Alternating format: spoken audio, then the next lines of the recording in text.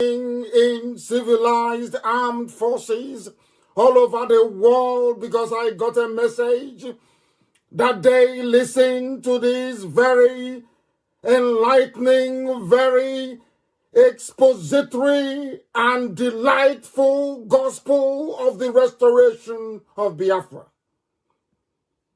And this evening, it doesn't matter where you are. It could be your morning. It could be your afternoon. It could be your midnight. I welcome each and every one of you. And as I do so, I will encourage you to welcome those who are around you. Even if they are far away from you, it is your duty and your responsibility to ensure that the propagation of this very gospel is without any hindrance. Do not respect any barriers, and of course is there to enlighten those who otherwise would have been lost in darkness and in stupidity. Here we enlighten. Here we chase darkness away. Here we do the will of God in heaven. Here we preach for the restoration of the kingdom of heaven upon the face of the earth. The promise of old, because Elohim never changes, and because of that, I am very confident that Biafra will come in our time, and that very time is now. If you do not have your pen and paper ready, then I do not believe that this is the class you need to be attending, because here we dissect and then we stitch things back up together again, that nothing is hidden. It doesn't matter how they try to do it. Here we have the very finest intelligence service anywhere on this very planet Earth, on this very platform, on this very radio Biafra. Do we propagate the truth? Can never ever be hidden. Wherever you're listening to us from, I can assure you this very moment, this very precise minute, that is light upon you. That is light upon you. Good morning, good afternoon, good evening, and good night to some of you. And unlike anywhere else, this is Radio Biafra. Every country on this very earth is listening to us. There are many ways by which or through which you can do that. You can listen via my page on radio, on Facebook, of course, which is Mazi Nnamdi Kanu. You can listen via Radio Biafra page also on Facebook. You can listen to us via tuning. You can listen via Simple Radio. Radio Biafra is on FM in the blessed land of Biafra. I believe I am not mistaken when I say that 3/4 of Biafra land is covered on FM. We are also on satellite. We have Radio Biafra app. Should you wish to participate or take part in this very program this evening, you are more than welcome to do so. I know that this zoo is vibrating, and of course it should vibrate. My name is Nnamdi Kanu. I am the leader of the indigenous people of Biafra, and by the very special grace of Elohim in heaven, Tamuno, Abasingbong, I welcome each and every one of you, because I'm here to serve you until the end of time, and Biafra will come. And one of the ways through which that restoration will be made possible is by this very relentless dissection of the abomination that is the Zoological Republic. Damnable Zoological Republic of Nigeria. Anybody who wishes to belong to that place, may God have mercy upon your soul, because things are happening, and this evening we shall reveal all of them. Those things are hiding this evening, and about how thought the world will know about it. And then you make up your mind where you belong. For me and my household, we belong to Biafra. And the only mechanism or machinery that can bring that about is IPOB. That is why we are steadfastly glued to this very effort without any wavering, without any fear, without any prevarication, without any retreat nor surrender. We are live and the whole world is listening. Do you know how you can determine if a program is live? It is by looking at the clock on your wall, or looking at the wristwatch you're wearing, or looking in front of your phone. It doesn't matter where you are. The time now is exactly 8 minutes past the top of the hour. Regardless of where you are in the world, it is 8 minutes past the top of the hour. In Biafra, it is 8 minutes past 7 p.m. Check it. That is how you know we are live and we are direct. And humanity is at a standstill. Everywhere people are listening. There are some under the bed. There are some who are in their cars outside telling their wives that they are working on the car, that there is something wrong with the battery of the car, that the alternator is not working. But they have an earpiece and they listen to Radio Biafra. Humanity will bear us witness, because we have come that the zoo may fall. As always, we commence our proceedings this evening by committing it to the hands of Elohim in heaven. That same the God Almighty, the I am that I am, the Ancient of Days, the Ancient of the Ancients, the Creator of everything that you see around you. Nothing made Elohim. He was before time began. And his goodness lasts forever. And it is upon the promise of that goodness that we anchor this very restoration, that Biafra may come in our time. And we will show the whole world that black people are not animals after all. We want to prove it in our time, in our lifetime, and we're going to do it. That is why we say unequivocally that man cannot stop what we are doing. It doesn't matter who you are. You cannot stop it. If you're in doubt, come out on any social media platform, do a video and say to us, over my dead body will Biafra come, and you will see what will happen to you. Then you know that our mission is divine. That this very IPOB is not two, is only one. And this purpose is being fulfilled before our very eyes. We must pray wherever we are.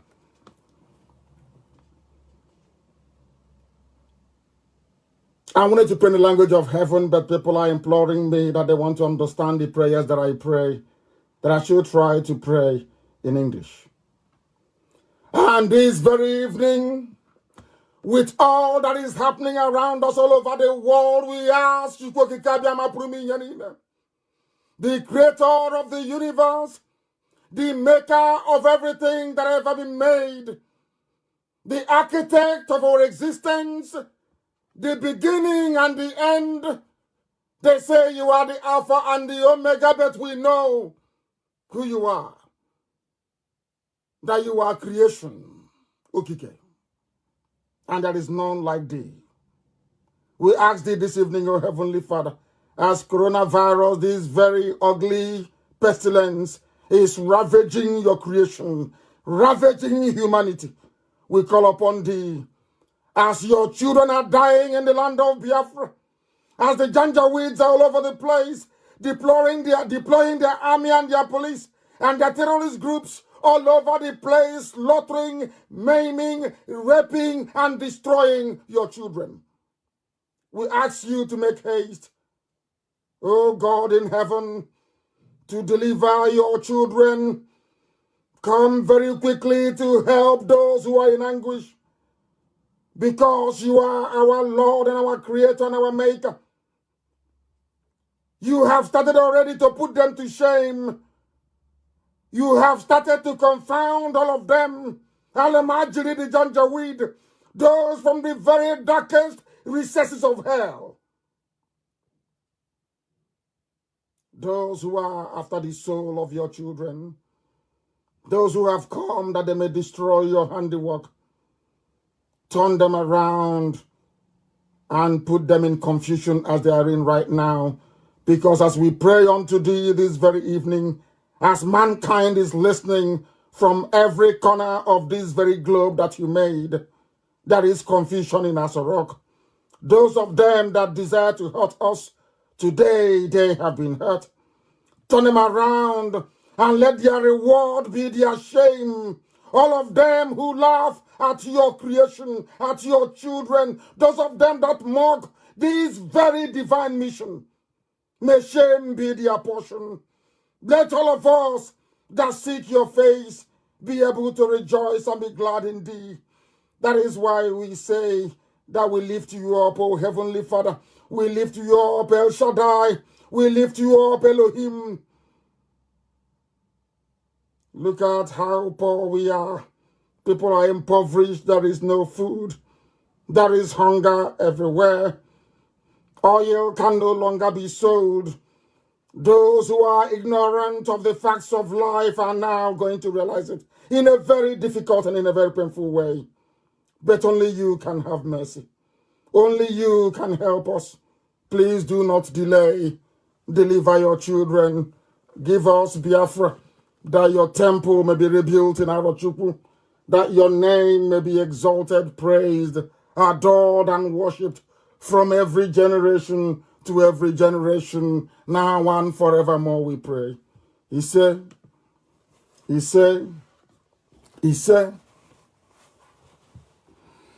this very evening you must pay very close attention to this very gospel of redemption. Because as the truth is being spoken, the walls of the citadel of darkness is crumbling. As we are live on the air propagating this very gospel, they are panicking. They are panicking in Asorok. Those left alive by COVID-19, they are in a state of panic. Their brains are sterile. They have gone completely mad. There are lunatics everywhere. Because we told them, we will not fire one bullet.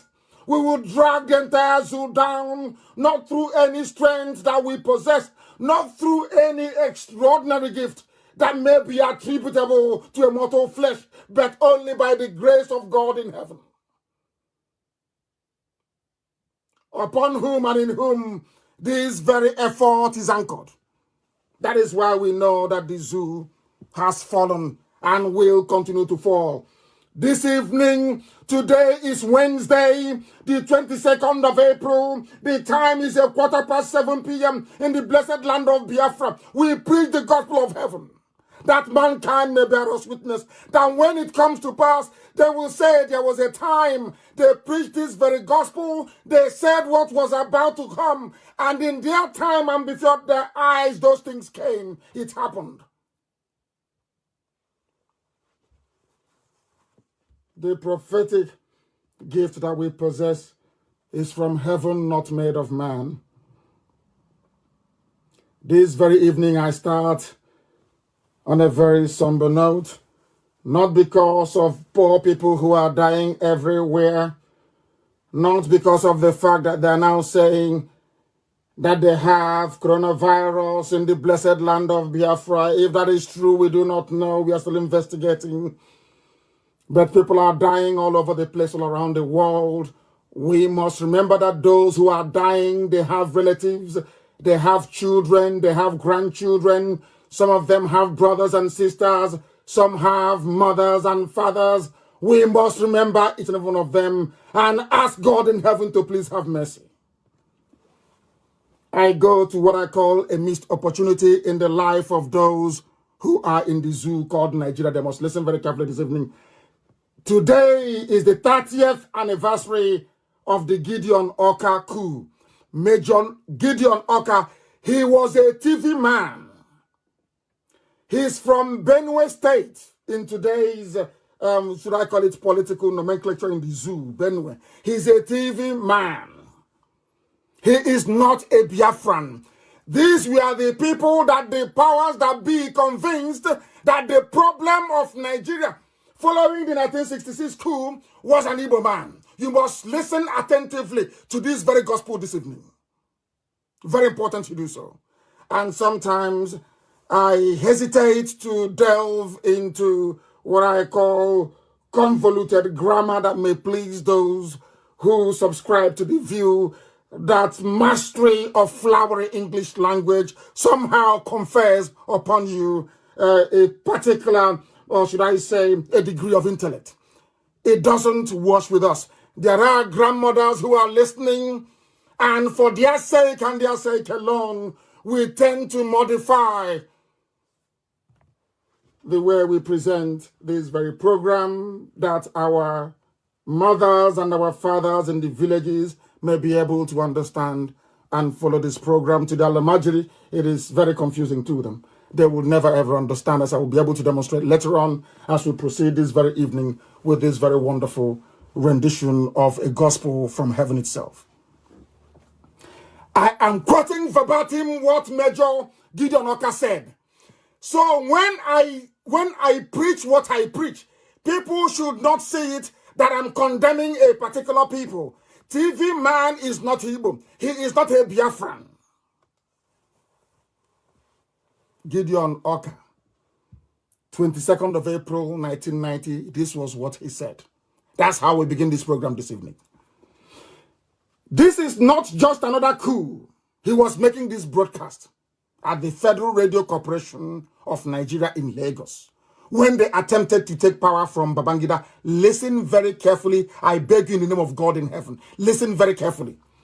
This is not just another coup, but a well-conceived, planned, and executed for the marginalized, oppressed, and enslaved people of the Middle Belt and the South, with a view to freeing ourselves and our children yet unborn from eternal slavery and colonization by a clique of this country. He said this thing 30 years ago.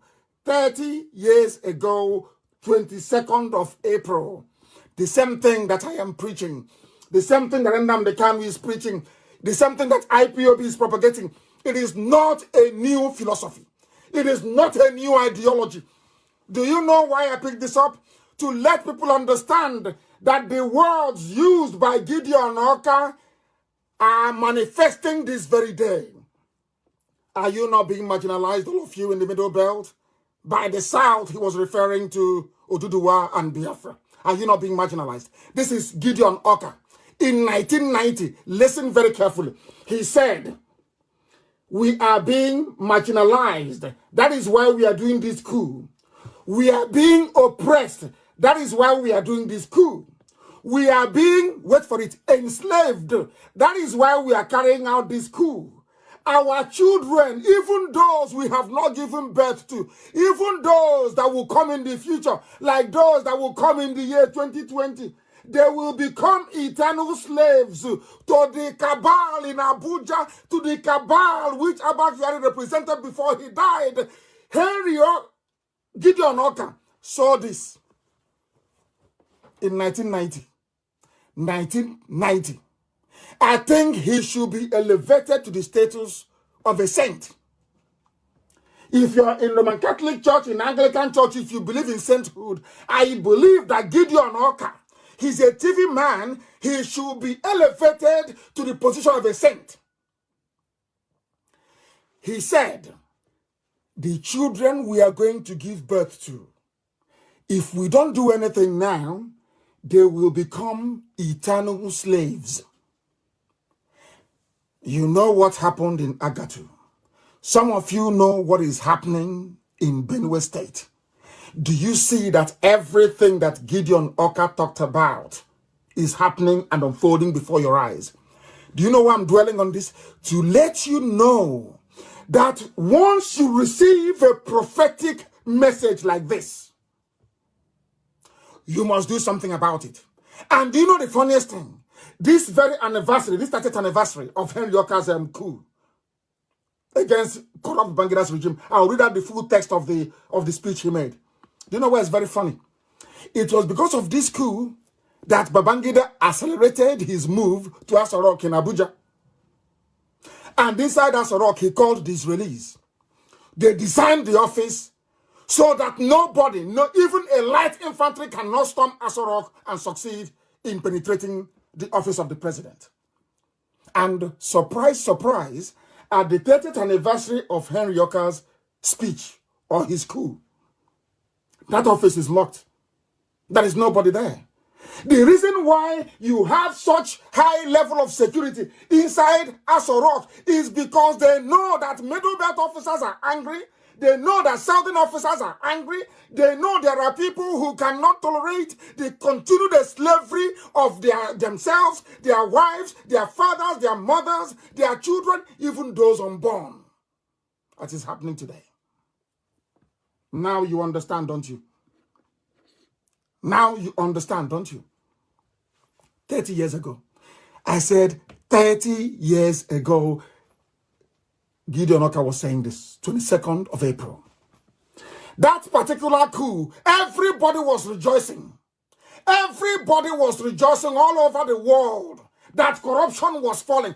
That was the proper anti-corruption, the proper anti-corruption fight that was going on.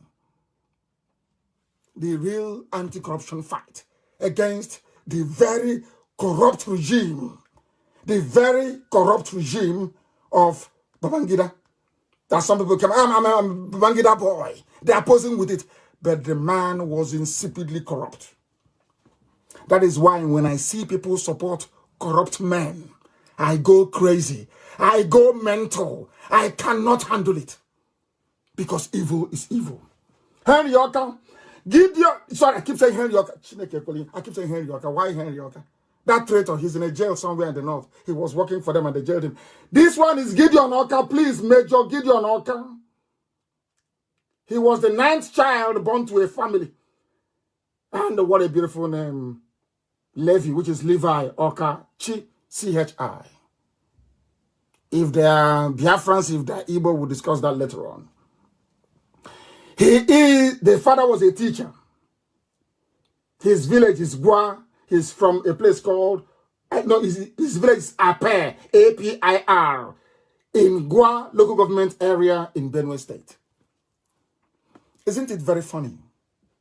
Every revolution, be it in the West Indies, be it anywhere else in the world, always come from people from once you cross the Benue River. Once you cross Benue River, your thinking changes, you become a radical. Yorubas could have been the same. Yorubas, they have radical people in Yoruba, I mean radical, strong ones in Yoruba land, as stubborn as we are. But it is the influence, or should I say the contamination of Ilorin, that Muslim blood, that treacherous blood in Ilorin, that is holding the Yorubas back.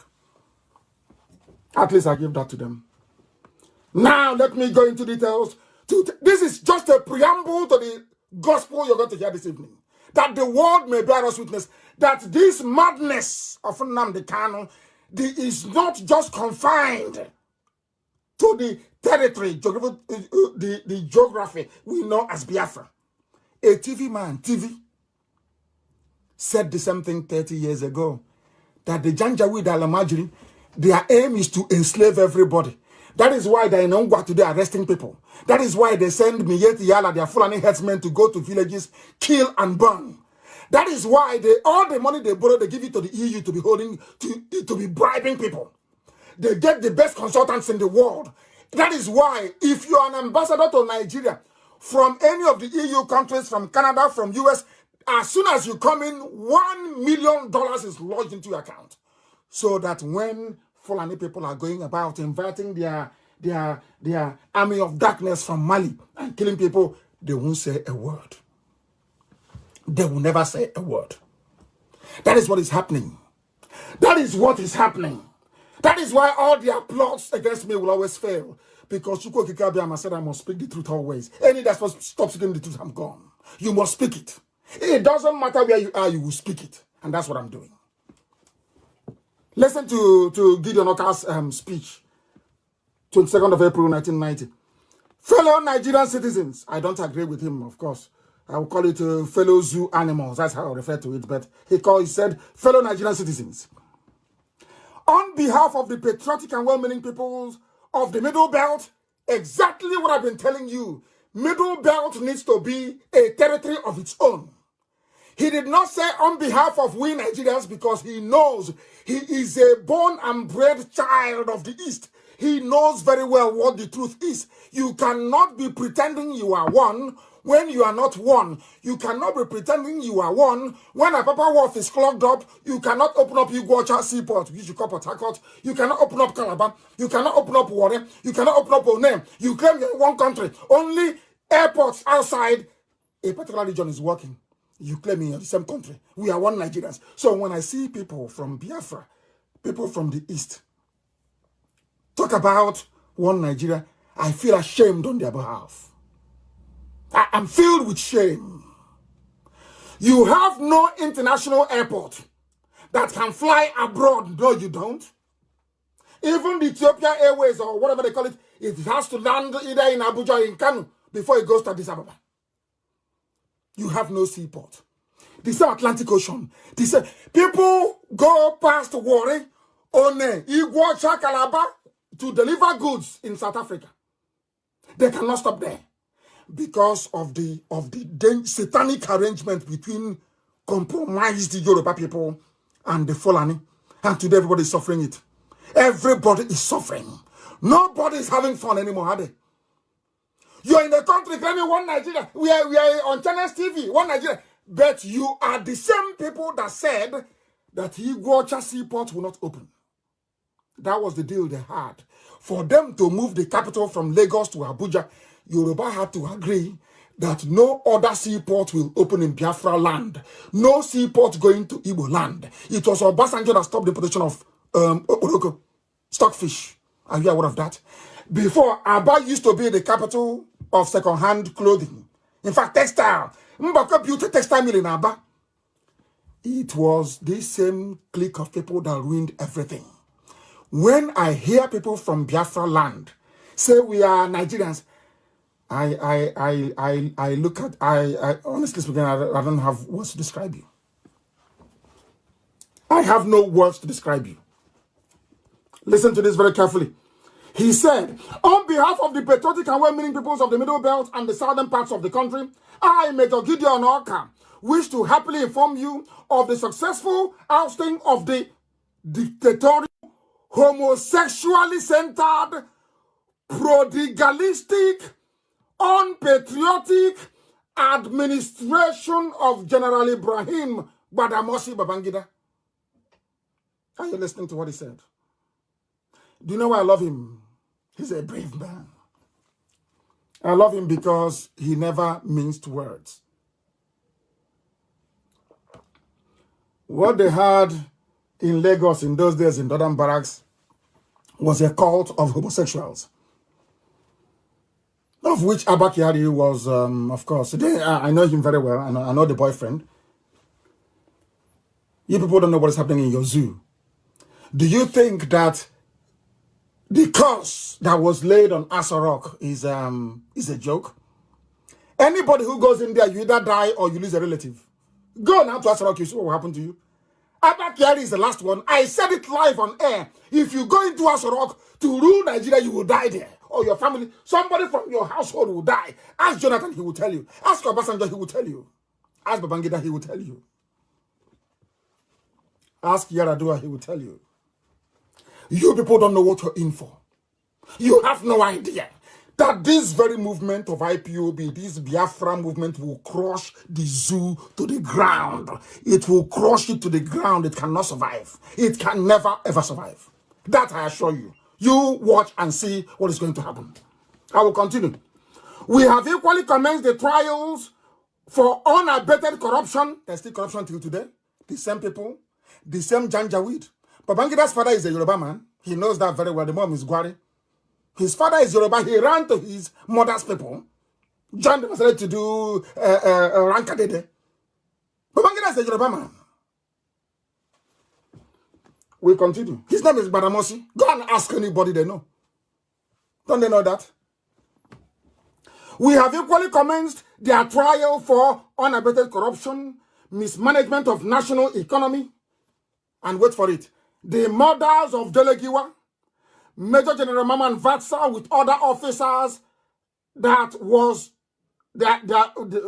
did not participate in a coup, but mere intentions that were yet to materialize, and other human rights violations. Do you know why I respect Gideon Oka once again? He's a lover of the truth. If you don't love Delegiwa, that means you're not a lover of truth. That means you can never, ever accept truth in your life. And you can never progress. Sadly, both men lost their lives.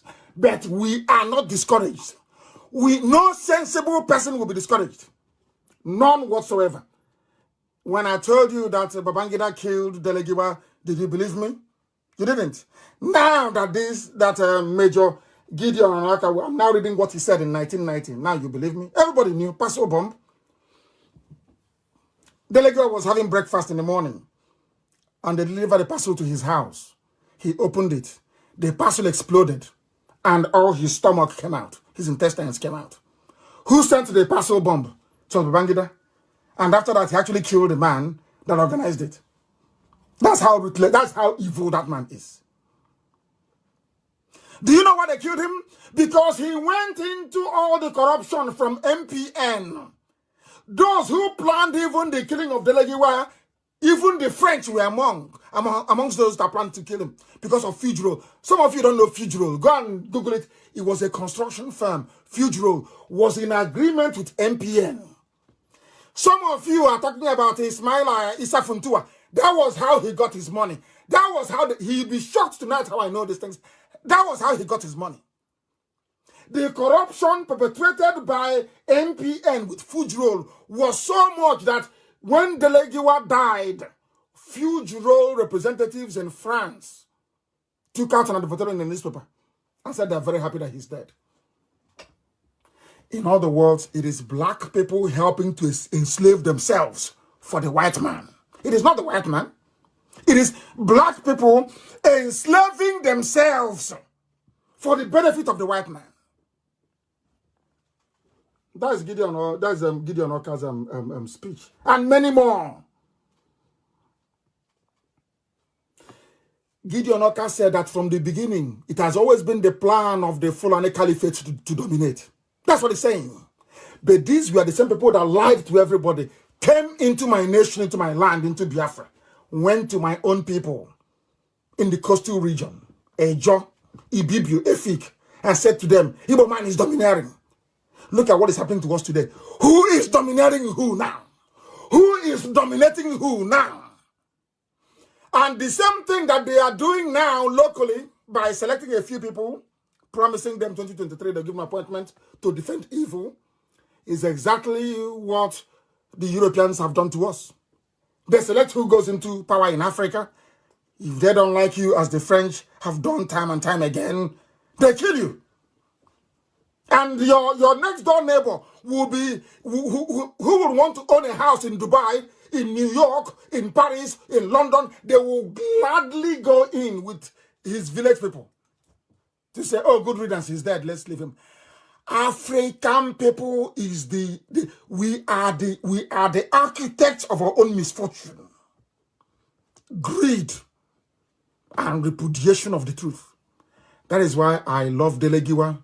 That is why I love Gideon Oka. I love him so. These are people who stood on the truth and paid dearly for it. But if we all keep quiet, then all their sacrifice will be in vain.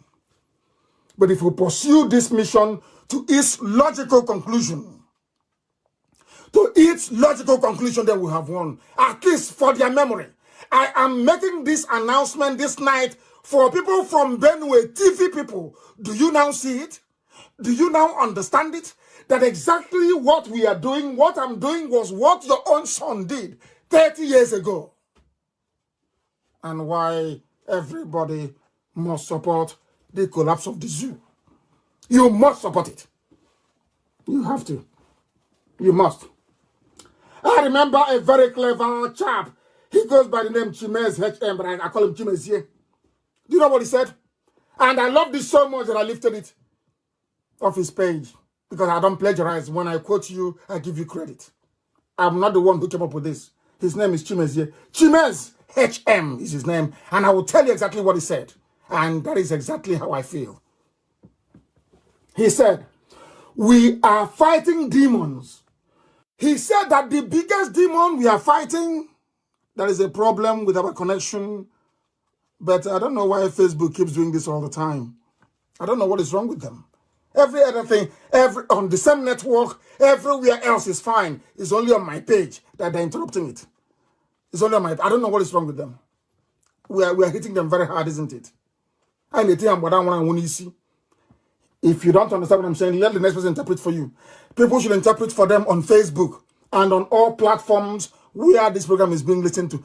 We are decimating the zoo from the bottom up. There will be nothing left. Brick by brick, we are dismantling Asorok. Brick by brick. Listen to what this young man said. He said that the biggest demon we are fighting is ignorance. Do you know why? Because a black man, not all of us, I must say, not all of you who are listening, please, but a disproportionate majority of black people, we love evil. We love evil. If we don't love evil, you cannot tell me that a young man,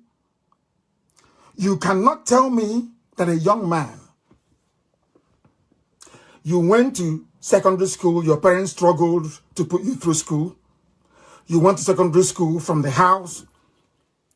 You went to a university where you never had a running water for one day, where you have to go down to fetch water in a bucket, in a tank, to be able to flush toilet that is on the 6th floor of your hostel. After going through all this nonsense, you came out, you went through youth service, where your life did not improve, where all the highlight of your month is looking forward to 30,000 naira payment. 30,000 naira that cannot buy you a flight ticket from Lagos to Abuja, a flight ticket from Iguacha to Enugu. You cannot. You're very happy. You come out of school, you're struggling, and then you go and buy a second-hand phone from the market. You come online and you start to defend evil in broad daylight. Now tell me how such a people can improve in life. Tell me how Africans can make progress. After going through all these things, you don't even if you're not doing it for yourself or those, remember your parents that suffered to put you through school. They put you through school so that you can make life better, not just for yourself, but for all those around you. That is the essence of education. That is why people, all civilized and advanced governments all over the world, invest so heavily in education. In the UK, they're about to discover a vaccine. But in the zoo, people are looking for bread to eat. Not even, what we're even fighting is hunger. Not even the man corona itself. We are fighting hunger first before we now meet the granddaddy, corona. How are we going to survive it when our immune system is depleted? If you don't eat, how can you boost your immune system to repel coronavirus when it comes? Now you understand, don't you? Ignorance is unseen. You need to understand something, that Europe is advanced today, or that China is relatively advanced in terms of technology, but their wickedness is still there, or that Japan is advanced, all this, of course they copied from the West. There was a movement started in Florence by the Medicis in Italy, long time ago. It's called the Enlightenment movement. Enlightenment.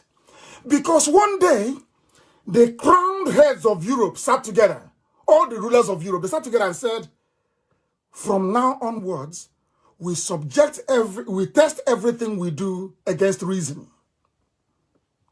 If we are going to do something, that thing must be reasonable. We are no longer going to pander to superstition. We want everything to be science-based, something we can see, reason. That's how you have Europe advancing all over the world. When I talk about Europe, I'm talking about Canada is Europe. Europeans went to Canada and built it. Europeans went to USA and built it. It was Europeans from Portugal and from Spain that went to South America and built the very marvelous Brazil that you're seeing today. The same Europeans went to Australia. They went to New Zealand. They went to South Africa. Anywhere you see them, there is improvement, you can see it. There is running water, there are good roads, education system is very good. Do you know why? Because of enlightenment.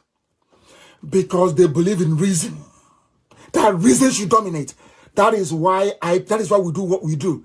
That is why we went to your brain, we scattered it, to allow you to be able to pick things that make sense and that are reasonable.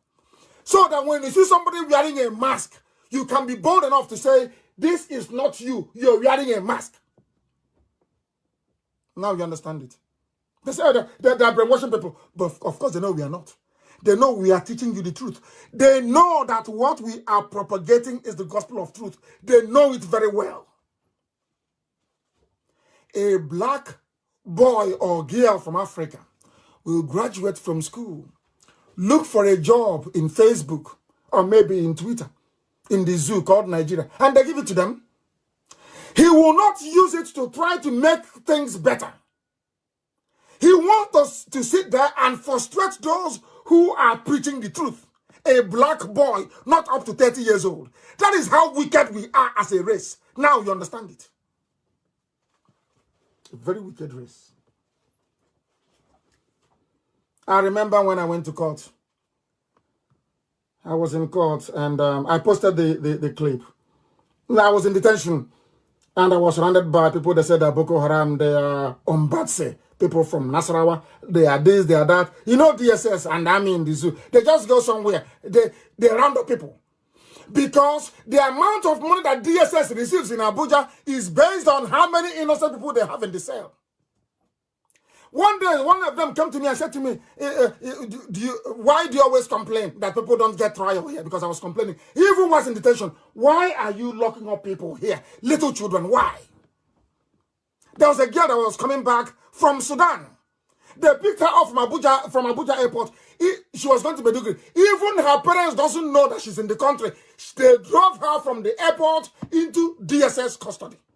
What did she do? Nothing. That they found a book. The book looks a bit radical. Can you believe such nonsense?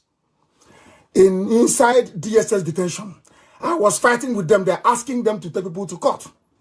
Take them to court. If they have to, it is not your job to judge anybody. It is the duty of the court to decide who is guilty or who is innocent. Ask them, they will tell you. That was where I told them. They asked me, oh, but what do we do? This Biafra you're doing, why don't you do it for the whole of Nigeria? I said, no, but I'll give you one tip. Go and build railways. It was from the advice I gave them that they told Amechi they started building railways all over the place. From me, inside DSS custody. Go and ask them. It's on record. I'll tell them I am a political economist. I know what to do to grow Biafran economy within 6 months. I know what to do. It's in my brain, but I cannot give it to Nigeria because they're useless. Do you know that I was inside my cell?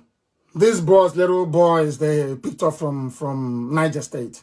They said they're Boko Haram. Maltreating them. You will stay in one place for 8 months. You don't come. Some for 2 years in one tiny spot. You don't see the sunlight outside. Nothing. I said, no, this is terrible. When I was transferred to Kuje, inside Kuje, I sent people that left the prison outside. I gave them money. I said to them, go to Nasarawa State, go to Niger State, go to Kwara State, go to Kaduna, go to Kanu, go to Bauchi. These are the names of the people that I was in prison with. They're accused of being Boko Haram suspects. There is no trial for them. They've not seen outside for the past 4 years for some of them. Look for their parents and bring them to Abuja for me. I paid. I'm saying this because of those that accuse me, oh, he's too selfish. It's always about Igbo alone and the Biafra, where every time is Biafra. I said to them, you that is claiming that you're a one Nigerian, how many people have you helped outside your tribe before? How many? When I was inside, I brought them to Abuja. I brought them to Abuja. The Binta Yako said I shouldn't speak when I go outside.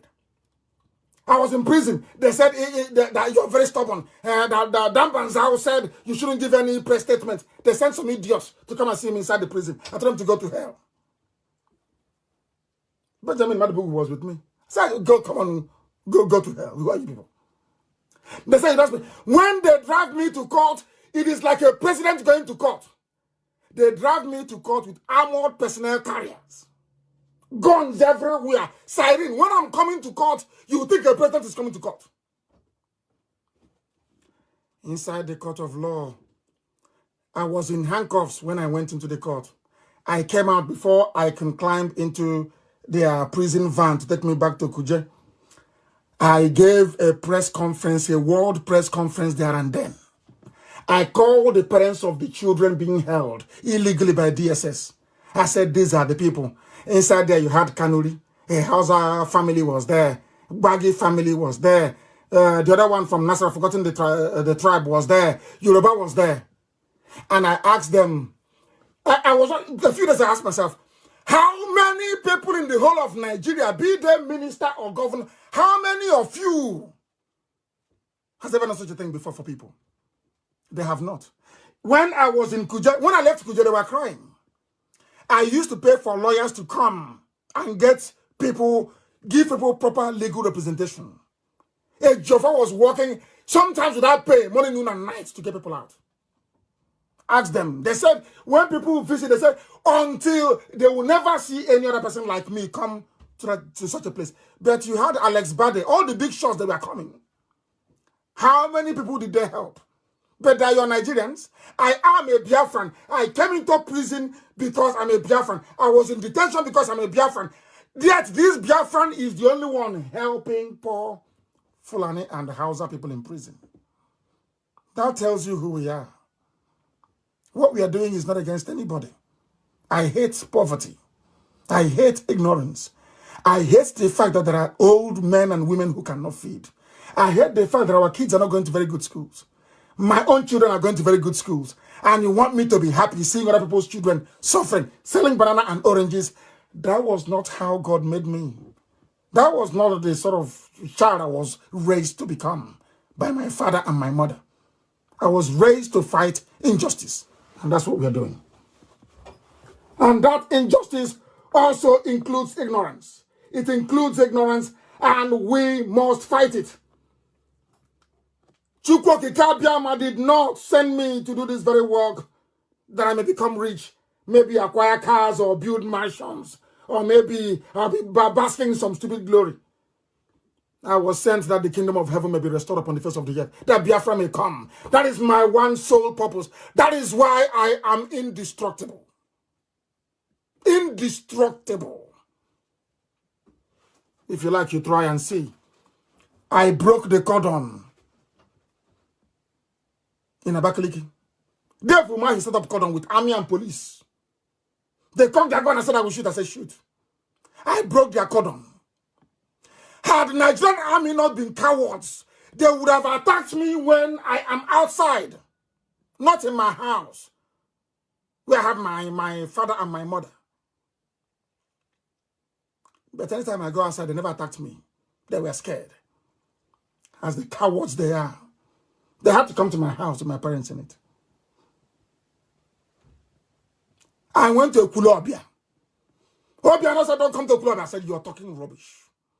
I went to Iguacha. They said, I went to Iguacha.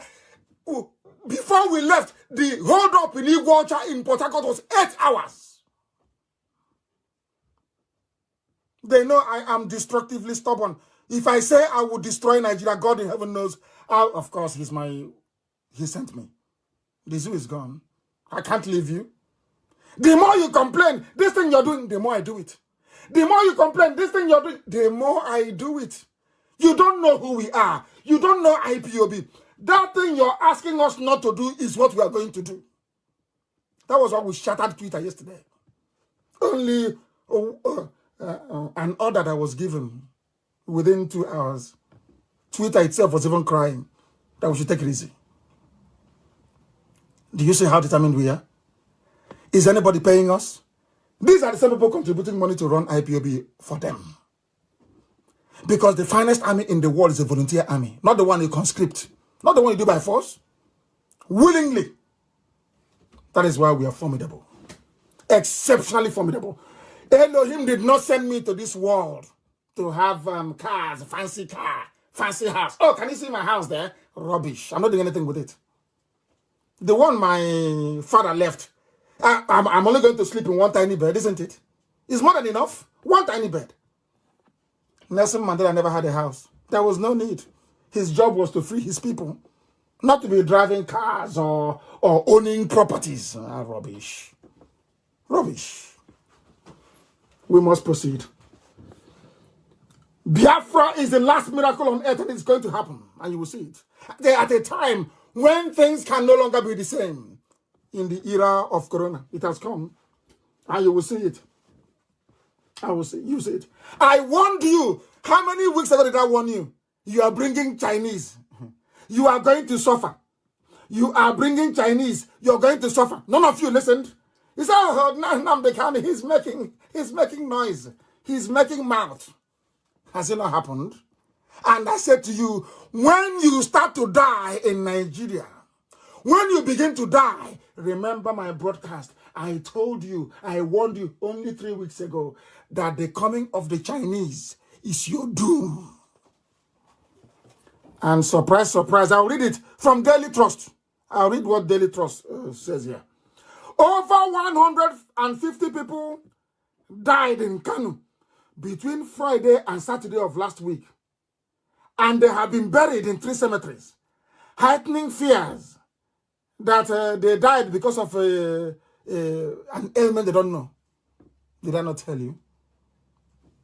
When the Chinese come in, you are going to die. And you know, do you know who brought them in? The same people that you are talking, oh, say, hey, who is the chief of staff? People are now talking about chief of staff as if it's just a campaign. People are going on a campaign. Oh, this is Aisha's list. This is Simon Da's list. Oh, this is the list of King Gibe. Hi! And I keep asking myself, are you sure these people are human beings? These are the men. Because the office is locked. There is no Abakiyari. They need to knock it down. The Chinese are looking for people to experiment with. The Chinese want to take over your resources. They came to run your government. The same way that the Russians are helping Assad to run Syria. I told you. Did I not? It's not up to 4 weeks. Have you all forgotten what I said here on this radio station? That the Chinese will come. Now they have come. When people begin to die, you know those to hold responsible. Who are the people dying now? The poor people in Kanu. Because they have started the experimentation. Many more will die, unfortunately. Many more will die. I'm sorry to say this, because you don't listen. As our brother said, you have ignorance growing inside your brain cells. You have no conscience. Ignorance everywhere.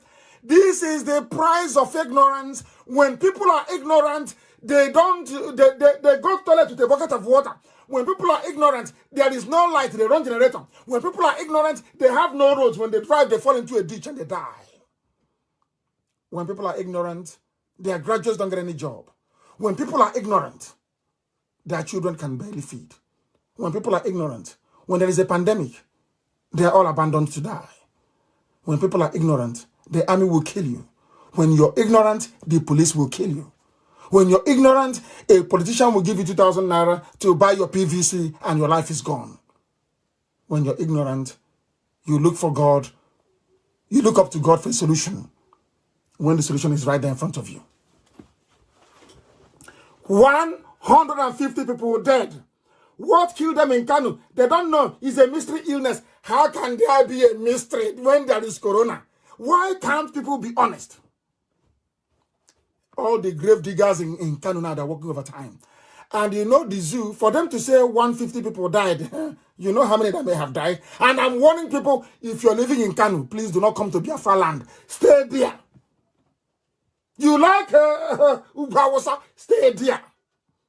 And don't bring this nonsense to us. Although we have spotted some Chinese in the Boeing state. We'll get to that later on. 150, and I told you, when it happens, you know those to hold responsible. All the Majori children are dying in the north. They are killing them. Saying, oh, we are dispersing them to states. No, they are not. They have brought in the Chinese to use those children as guinea pigs. And they're all going to die. That's what they're doing. Their own children are in Dubai having fun. They're all over the world having fun. Driving fast cars, buying power bikes of $400,000. You, the ordinary people that IPOB is trying to save you, you're there defending people who are criminals and have been so for a very long time, that Gideon Oka, Major Oka told you in 1990 that these people, look at the way they are going to enslave you. And in your own backyard, as is happening now in parts of Yoruba land, the Fulanis are there sacking them in Ondo State, as Gideon Oka said. As Nnamdi Kanu has been preaching, as IPOB has been preaching ever since. It goes in through one ear, it comes out of the other one. Now who is suffering? Who is suffering, I ask you? When you are born into wickedness, as a child, you went to school, a university, you have no empathy. What is happening to other people doesn't affect you. You have no human feelings. And I keep wondering, what sort of world did you emerge from? You're telling me, and now the guy's trying to spoil Nigeria for us. So how many Nigerians have you helped? I'm telling you what I did from prison. From detention. How many, all of you talk, I'm a Nigerian and Nnamdi Kanu wants to break Nigeria for how many people have you helped? I'm not asking you to be, perhaps comfortable as some other people. I know, even through advocacy is helping. When you come out to revolt, it is helping. When you come out to demonstrate, it is helping. What have you done? Nothing. It has left some people to argue that this revolution we are calling for, this revolution that people of conscience are calling for, may actually start in the north. And they cannot hold it. That is why they don't like radio. They don't like me preaching, not because what I'm saying is a lie, but because they don't want the Alamajiris on the street in the north to be aware of what they are doing. I call it the Niger Delta experience. They told you, Igbo man is your problem. Igbo man is your problem. You're looking at an Igbo man doing nothing to you. Your own brother, your own fellow Biafran. You answer the same name. You speak the same language, everything. And then they went to Abuja to go and rally for Abacha. And then their eyes opened. They said, all the young money is here, they're spending it. Now, from that day, they realized that the reason why they brought divide and rule, Igbo man is your problem, is when there is a problem in a family, you are messed up. You can no longer solve it. It's an internal problem, a very, very difficult one. Ask them in Sudan and they will tell you. They will tell you. They are saying they are moving the Alamajiris out, that they're going to move those kids out of the place. And somebody actually said, which I love very much, you are in the same country, is that correct? Hey, our nation, one Nigeria, indivisible, one Nigeria. And I'm asking you, you have been to America, yes? You've been to all countries of the world, not just the US. In America, how many wives do they marry in America? Everywhere you go to, how many wives? There is a uniform law. If you're living in an Arab country where people are entitled to marry 4 wives, that's entirely up to them. They do. But where I come from, by virtue of Western influence, they said it is 1 man, 1 wife. But in the north, it is 1 man, 4 wives, 5, 6, 7, 8. They give birth to everything. And once you're giving birth to in the north, in Kanu, you answer Kanu. Because there's no father, nobody. You answer Kanu. They give birth to you in Funtua, you answer Funtua. They give birth to you in Katsina, you answer Usman Katsina. Because there's no father, Almajiri, everywhere Almajiri. These are the things that Gideon Oka was warning you about. But this time around, those Alamajiris that they have been convincing over the years, doing Rankadede, using them to put them in the army and in the police, give them AK-47 to come to the south and be killing people. They are now going to realize that these same people have been using them as well. What did those cow-loving illiterate Alamajiri do? They have been making matters worse. People are suffering from coronavirus now in Kanu. They want to disperse the children. The Chinese have told them, move these children away from here. They are now carrying all those diseases to all the states of the north. What Bill Gates and the wife said is about to come true. And who are the culprits? Don't blame the Alamajiri children in the north. You're going to blame all those you have in Asorok, all of them.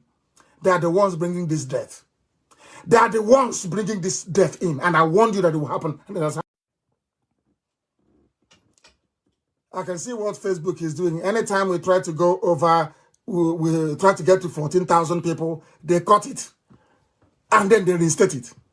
If you're disconnected, you go back and you log on again. That's what they're doing. All the other systems I'm using are fine. But the particular device I'm using to stream on Facebook, anytime it gets to near 14,000, they cut it. And who is doing that? A Yoruba graduate that went to school and read Karl Marx, read Montesquieu, read Immanuel Kant, all the great philosophers. Maybe, who even knows, maybe read Homer's Iliad or Tolstoy's War and Peace. All these things, they may have read it. And maybe he was there as doing philosophy 101, being a radical. Look at what they're doing.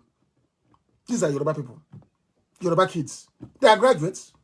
They're in Facebook. All they're doing is to make sure that the truth will not come out. And you want to go back and have electricity? You want to have good roads? Tomorrow, hey, this is our country. Hey, who did you offend though? You offended yourself. Your ignorance offended you. Your wickedness is your offense. Look at what Gideon Oka preached 30 years ago. It's what I'm telling you today. And people are listening as if they have just descended from the moon. The same thing that the reason they gave for the attempted overthrow of Babangida's government. There was an officer that died at Durham Barracks. They wanted to kill Babangida. The man threw himself, I think he was his ADC, threw himself in front of the bullets. That's how Babangida ran away and escaped. They say, hey, you ran away. You ran away from the army. The Babangida ran from Durham Barracks and continued as a president in Abuja, a military man answering president. Because they don't know history. I don't imagine. They just go, you ran away. And I said them to them, but Prophet Muhammad ran away from Mecca and came back and conquered it. Then they don't know history. They don't go to school. There is quota. They come, hey, let my people go. We have 4 people now from Guangdam local government area of Kanu State. We want them to be graduates, so first class, so give them first class, they are law. And the ML will go home and they give them all first class. That is why they write rubbish letter when you employ them. We'll read the letter for the whole world to hear later on. Zoo. In every way, a zoo. People are dying now. Instead of Nigerian newspapers, instead of Nigerian commentators to say, who brought the Chinese in? 150 people did not die when the Chinese were not there. Before the Chinese came. There was nothing. People were not dying. All of a sudden, now the Chinese are there. People are beginning to die. And you're telling me there's no correlation? It's just a coincidence? Of course it's not. Deliberate. Deliberate mass murder. That's what's happening. Some of you are pretending you don't know. Nnamdi Kanu is causing trouble for us. So you're waiting for your turn. When it gets to your village, typical black man, full of ignorance and wickedness. I preach it. If you don't like it, you go to hell. In fact, as you're going, they will call and say, hey, they've taken the light. Or you, as you're going, an illiterate Kalamajiri wearing a uniform will stop you and start flogging you. For no reason. That is the price you're paying for your ignorance. That is the price you're paying for supporting evil. Is it very clear? We must continue. They are spreading COVID-19 now from Alamajiri, from Kanu. They have gone there and infected them and are now moving them to all the states around. You hear what happened to the zoo. What is the time now is, what is the time? Is 6 minutes past 8 p.m. in Biafra land. Write it down. Write it down. The only savior will be this vaccine that Britain is fighting to produce within the next 2 weeks. That may be the savior. Or else, 150 dead, that even right now they're digging graves, burying more people. Burying more people. Burying more people.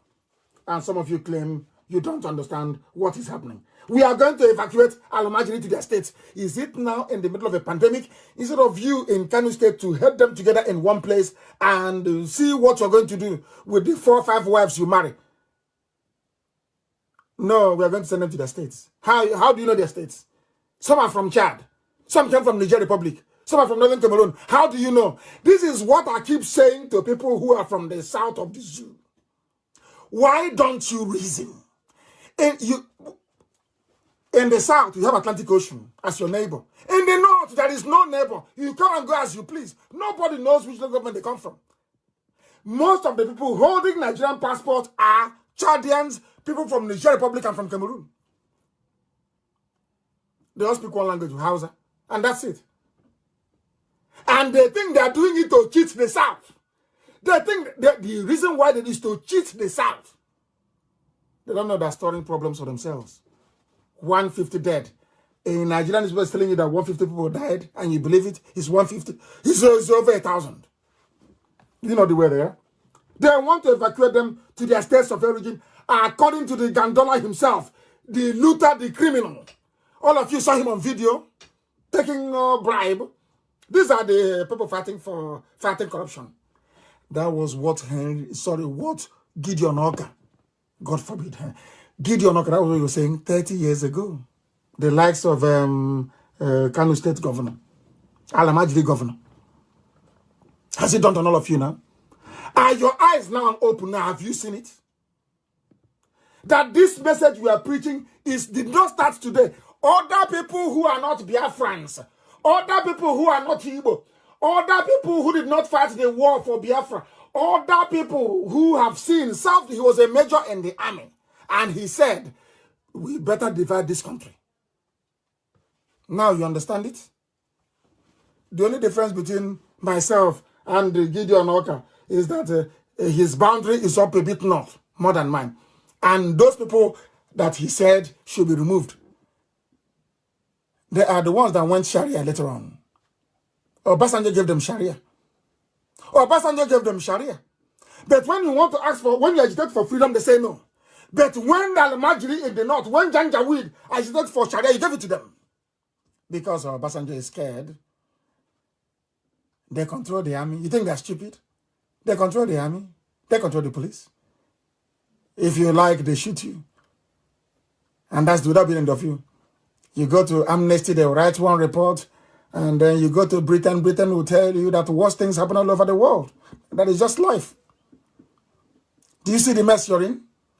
Do you see the mess we are trying to dig you out of? Both physically and mentally. Al-Majri, you did not despise them before the Chinese. Now the Chinese came. China told them, despise with the disease, go in and multiply. And it is going to multiply in this zoo. And they're in a hurry now.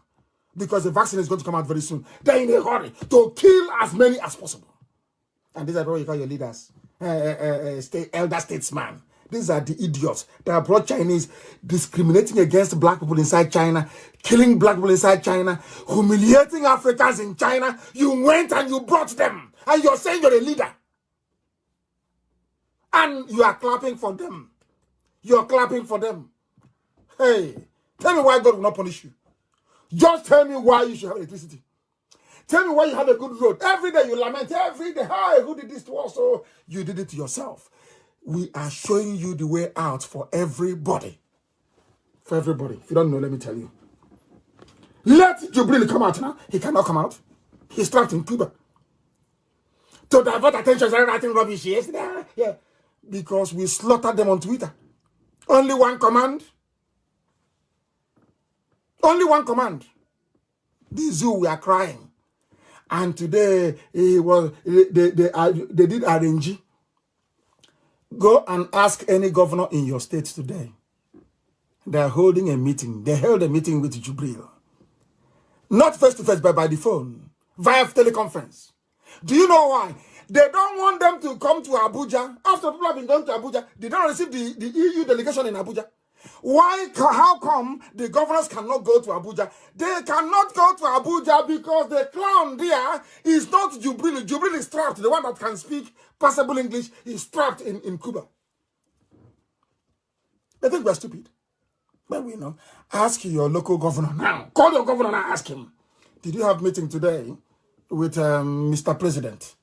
He will tell you yes. Did you go to Abuja for the meeting? He will tell you no.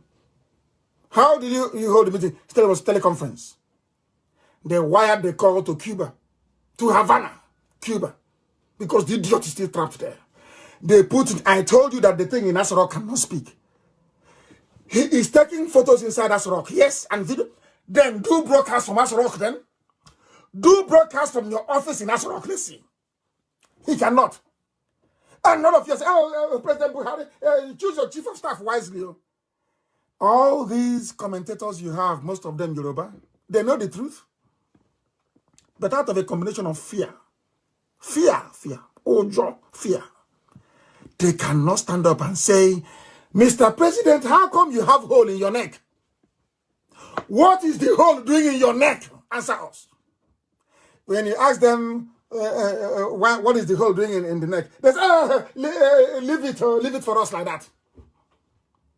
Somebody that claims he or she has a PhD,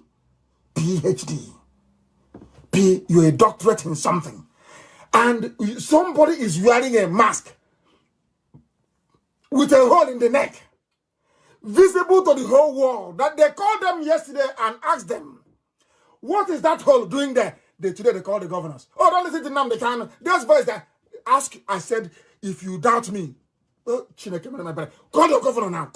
Leave this program, call your governor and ask your governor. Did you have a meeting today or not? With who? Did you go to Abuja?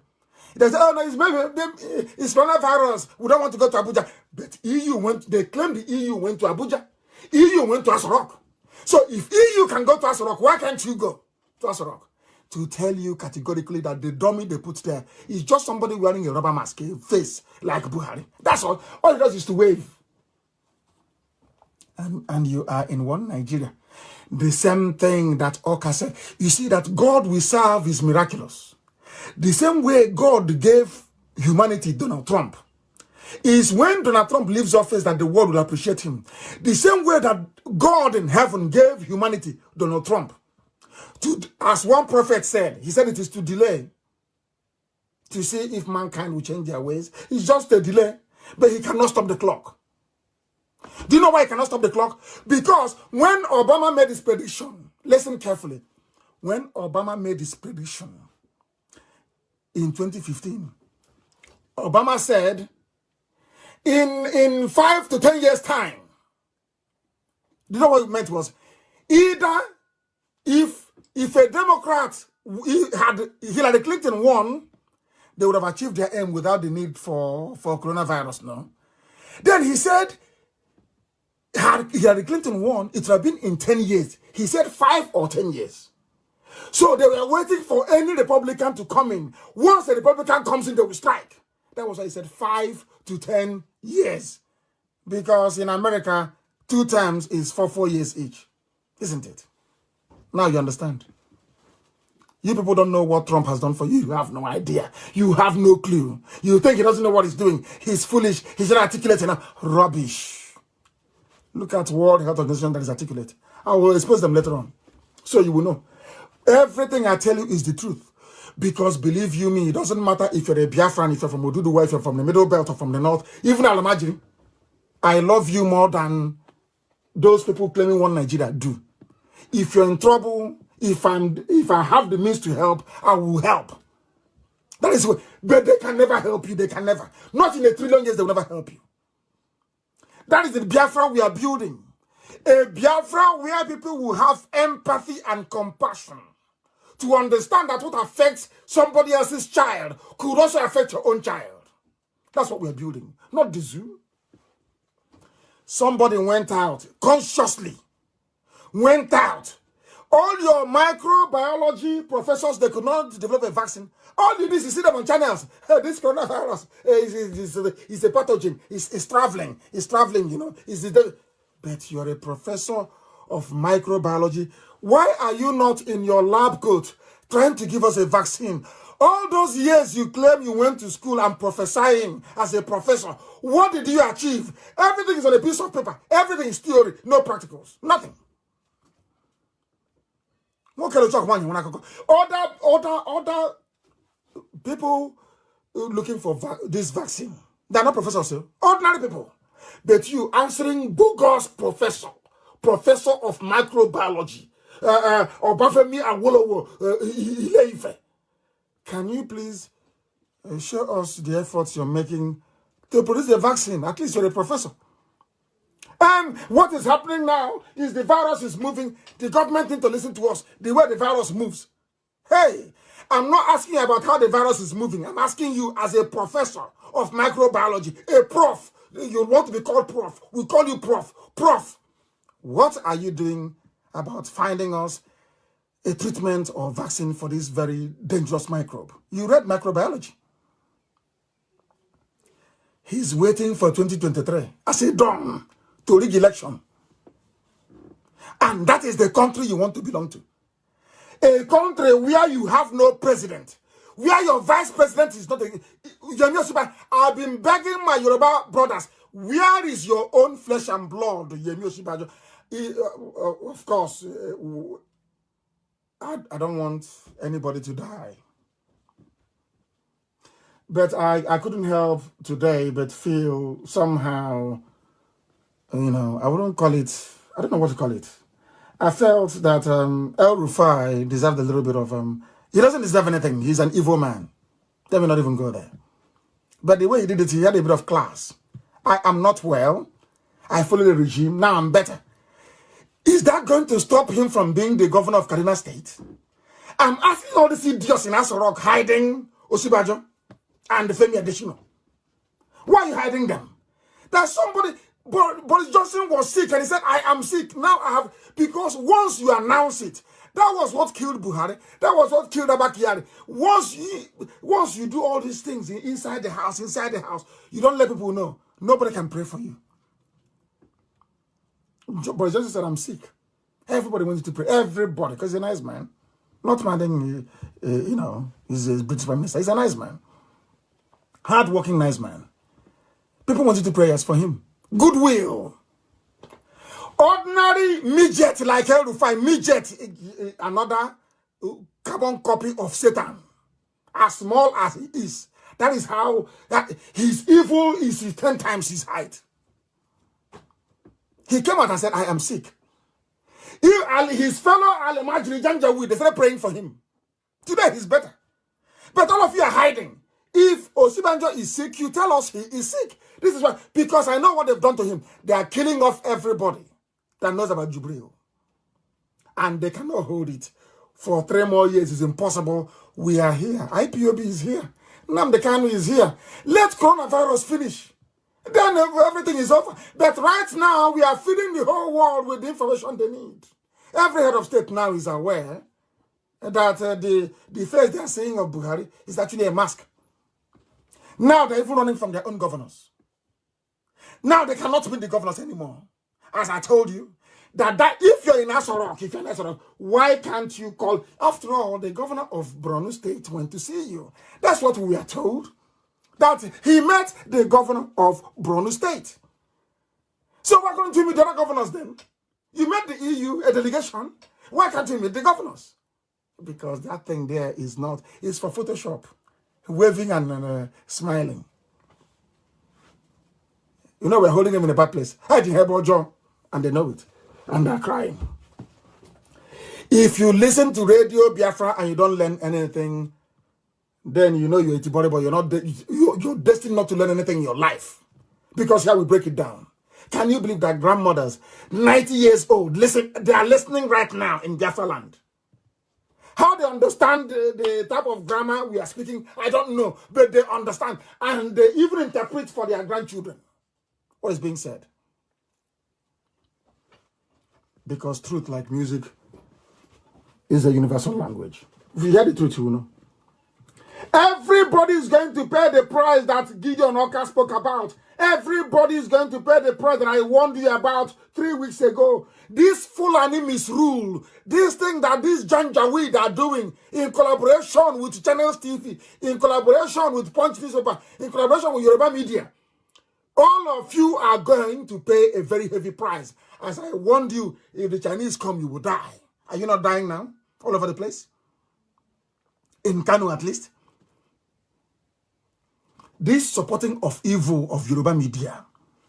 You know, people, they love to misunderstand me. I say Yoruba media, I did not say Yoruba nation. I did not say Yoruba people. I said some of them. Some, and I will continue on this line of attack until they repent. Some of them are evil. Evil. They are the ones supporting this edifice of criminality. A country without a president. A country without a vice president.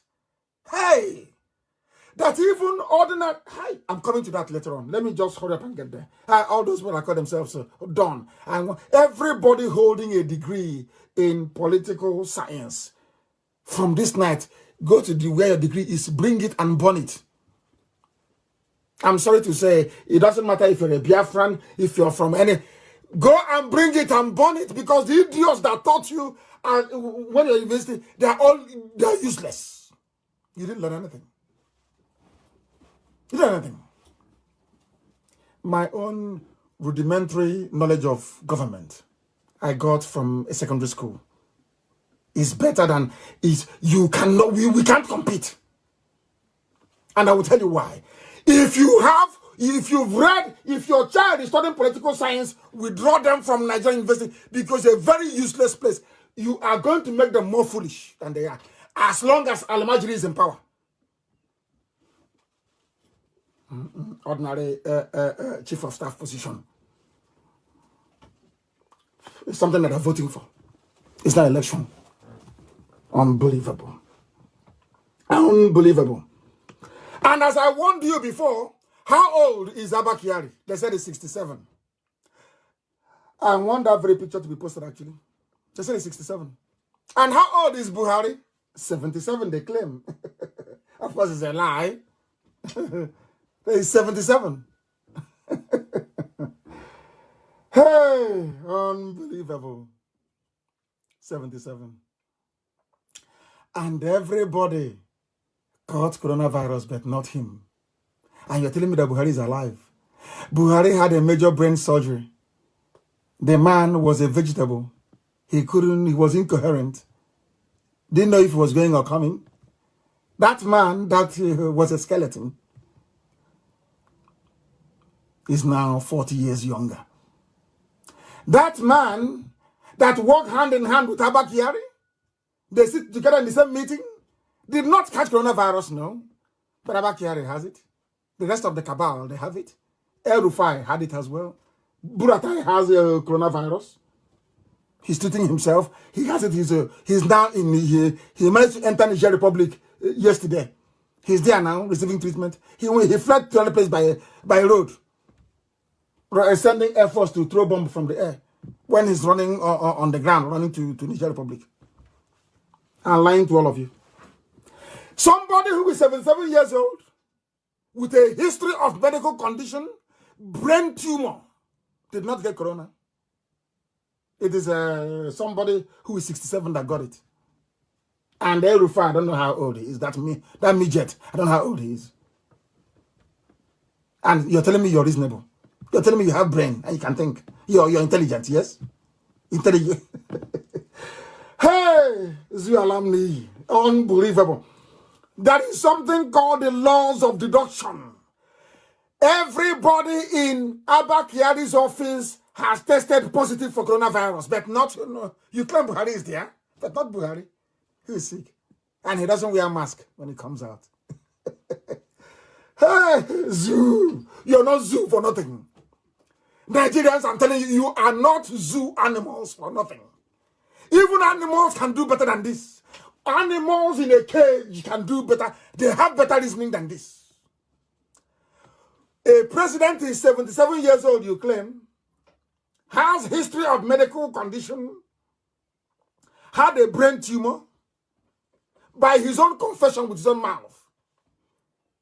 Somebody who is 67 caught it, his closest friend, the person that sees him more than Aisha does, and he didn't get it.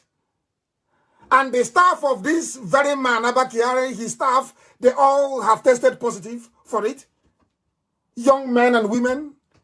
A 77-year-old man on medication, on life support more or less, did not get it. Hey, Nigerians, you people, God should just come and wipe out the whole place. You people are useless, beyond belief. Useless to the core. More than useless. Nigerians are hopeless everywhere. It has been confirmed by what they call presidential source. This is a Janjaweed newspaper. It's from the north.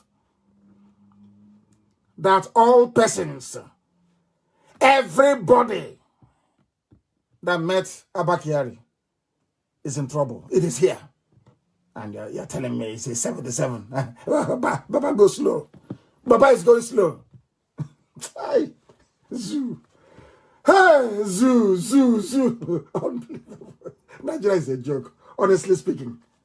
A very big joke. And the people are suffering. They went and brought in the Chinese to take care of their government for them. So America cannot tell them what to do. And maybe Ahmed or whoever. You know, there's a tussle. Today they announce it's King Gibe. Tomorrow they announce it's Ahmed. The other one they want to Marawa. You understand what is happening now, don't you? They cannot decide. But they have one thing in common. They don't want the world to know through their squabbling that there is nobody there. That's why it seems as if there is some form of a ceasefire, an agreement. Whoever you put there as the chief of staff is now going to be the de facto president because you don't have a president. Nigerians, you do not have a president. I'm Nnamdi Kanu from Isama Faruku Kanu Asu Igbo. Asu Yofuma. Asu Beke Asu Yofuma. So you know it's me talking. Ask that thing in Asorok. You claim it's Buhari to stand up. I remember one village in Katsina. One village only. He cannot. You are all busy deceiving yourselves. And that was what the Chinese saw and said, these are idiots. Let's go and take everything from them. These are idiots. I went to school. I studied at Toronto. I went to Harvard. I was at Harvard. If this is how people that went to Harvard behave, my children will not go to Harvard. I'm telling you the truth. It's this complete disgrace. Nigerians and that useless country, Nigeria, is an abomination before man and before God. The way they reason is sickening. Sickening is sickens. I'm telling you. You are in the middle of a pandemic. You're telling me in any country of this world, 150 people will die in one day, and the president will not speak? Are you people well? All of you that call yourself Nigerians, are you well? Are you sure your brains are correct? You have a president in a country, 150 people dead in one day, and no statement, no speech, no nothing. Hey, people should take it easy now. This level of stupidity is astonishing. And meanwhile, people are asking, why did Trump defund World Health Organization? You know, some of our people, they don't read between the lines, but here we do. That's one good thing about IPOB and Radio. We read between the lines. Forget about the headline. We go underneath. It's just like people who are lazy, like Alamajiri. And those 10K ERATs, you know, even in the money they pay the ERATs, they discriminate. If you're from the north, if you're an ERAT for Loreto Noche, you get 10K, 10,000 naira a week. If you're from the east, you get 3,000 naira a week. Go and join them if you want. It's free. They're paying, they're sharing money. It's like trader money, they're sharing it for ERATs. You go and buy for 100 techno phone and you open Facebook account in a fake name and you start talking rubbish about Biafra. These are the criminals running the zoo. They went to China to go and bring in Chinese to come and kill people. And now the result is there. Will you talk about it? The answer is no. Because you have no human empathy. You don't feel for other people. Until it affects you. Then you know how painful it is. Then start calling God and asking people to help you. But when others were in distress, you did not do anything. You did not flinch. Coronavirus is of animal origin, according to World Health Organization. They said it's not from the lab. I think you've heard it. From water. Now listen to what this man opened. A scientist. Listen to what he has to say. He's an African man from Ethiopia. Is it Eritrea? I don't know where he comes from. I don't know why we keep disgracing ourselves all over the world every time. African people. I don't know. I have no idea. Of course, Kofi Annan served with distinction. And to an extent, I must give him credit. Emeka Anyoku did very well with the Commonwealth. He did very well, to be honest with you. He was a very astute diplomat. He did very well. Kofi Annan did well at the UN. But where did they get this man from? Where did he come from? Hey, do you know what he said? When they asked him, how do you know it did not come from the lab? Listen to his answer. World Health Organization. Listen to the answer. It is probable, likely, this is a direct quote of this man, Fadela Chaib, not Gabriel Watt, not that one. This is Chaib. Or is it Gabriel Selassie? I don't know what they call that one. It is probable, likely, that the virus is of animal origin. So the headline is rubbish. This is why it's always good to read beyond the headline. The man said it is probable, likely that the virus is of animal origin. A scientist cannot tell it is probable until you are sure you do not know. All you can say is that we are investigating it. They don't know that we are Biafrans, we are very intelligent people. We are not daft, we are very intelligent. A scientist telling you it is probable, likely. That is not scientific speak. That is not how science speaks. It speaks in absolute terms. We've tried this, it is this, or it is that. They are trying to defend China. It's only a fool who doesn't forget about all that thing that Facebook is doing. What's his name? That boy. What's his name? He wants to play God like Bill Gates and the Rothschild. He wants to play God. Zuckerberg. He wants to play God as well. He's defending China. If you ask something about that this very virus came from a lab, they block it or they censor it. They say it's fake news. But they've asked World Health Organization, do you know? It is probable. It is likely. So they're not even sure that it didn't come from the lab. But the headline says, coronavirus is of animal origin, which is a lie. This is the type of journalism that is wrecking humanity. I call it Yoruba journalism. Journalism of the gutter. That was why we chose them, that girl yesterday. What's the Fire? I want to give her free publicity. Fire, whatever her stupid name is. We tweeted her a picture of Jubril with a face mask and a hole in the neck. And we asked her, is this Buhari? She has not replied. Yoruba journalist. I'm saying it so that the Yorubas can change. I don't hate anybody. Change from your evil, wicked ways. Serving Fulani will destroy you. Yoruba, change from your evil, wicked ways. Serving Fulani will destroy you. It will destroy your race. You tried it in a Ilorin, you lost a Ilorin. Why can't you learn from history, Yoruba? Why can you not learn? Abiola served them. They killed him. Why can't you learn from history? Awolowo served them. He was disappointed. As they said, they took poison. Why don't you learn from history? Why don't you ever learn? Why do you think we chased away all the Fulefus in our land? We chased them away. Because they're useless. If you allow them, we'll be destroyed. Let us cope with the governors until their time is up. And then our land will be completely free. China is responsible for coronavirus. And now they're testing here. They're using Alamajiri in the north to do testing and people are dying. And you cannot complain because they're not your children. People are dying in the north because it is not the children of the owner of Channels TV. That is why there is no interrogation. Anywhere in the world, they ask questions. Who brought them in for what? What killed these children in Kanu? All of you, there is no empathy because you're black and you're wicked. Your heart is full of wickedness. And you ask me, why do I want to be Biafra? Why would I live with evil people like you? You people are evil. Children are dying in Kanu. Children, little children. They may grow up to be terrorists tomorrow. That is their business. But they are little children on the streets and they are dying. And nobody's asking questions. It is that same people, that same man from Biafra that has no business with children in Kanu that is talking about them. And you're a Nigerian. You're a proud Nigerian. Stupid set of idiots all over the place.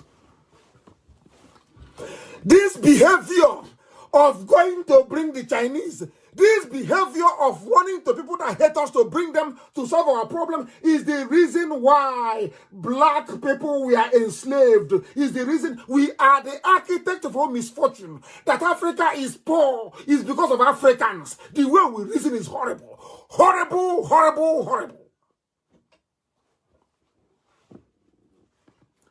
Black people must change. Those who are in the zoo called Nigeria, you must change and reason. That is the only way you can accomplish anything in your life. The whole of Africa was conquered by only 2,000 Europeans. Only 2,000. Overwhelmed 20 million people. Why? Because when they come in and they want to enslave you, they go to one village, they convince that village will help them to enslave other people. Some of you don't know this. That when Lugard came to West Africa, he first stopped in Ghana. You don't know this. He formed an army called the West Africa Frontier Force. This army was essentially staffed by Ghanaians. They trained them and they staffed them. They used them to go and conquer other African people. Black. And tomorrow, one idiot will come out and tell me, let Africa unite. Damn me. Hey! Lugard came. There were about 29 of them that came, as senior officers, on the ship that he came with. They stopped in Ghana. Recruited Ghanaians to help them expand their territory in West Africa. That is the mindset of African people. And I will tell you where this thing ties in. And you must listen very carefully, please. Very, very carefully.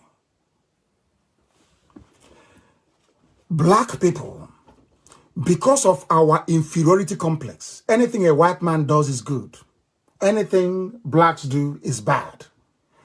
Some of you are defending Nigeria, not because Nigeria, is worthy of any defense.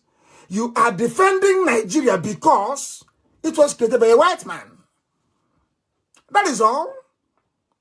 You're telling me that a white man can come from Europe, come into your village, and destroy your culture, your way of life, your identity. They strip it bare. Call you Nigerians. You are great. And he left. And because of that, that is why 150 children died in Kanu. Our stupidity. Now, because Ojukwu is a black man like you, and I know him now. We used to drink at the Ikoyi Club together. I know him now. When he wanted to have his own nation, you said no, because he's not a white man. And funny enough, it is so bizarre. For you to be free in Africa, you need the permission and the consent of white people. And you're telling me you're equal to them? You're telling me you're equal to a white man? Of course you're not. You're a baboon. You're nothing. I'm not telling you this so you can cry. You can log off and start crying. No. I'm telling you this so you can be strong. Realize your mistakes and be strong. That what Gideon Oka was saying is true. Let us be on our own.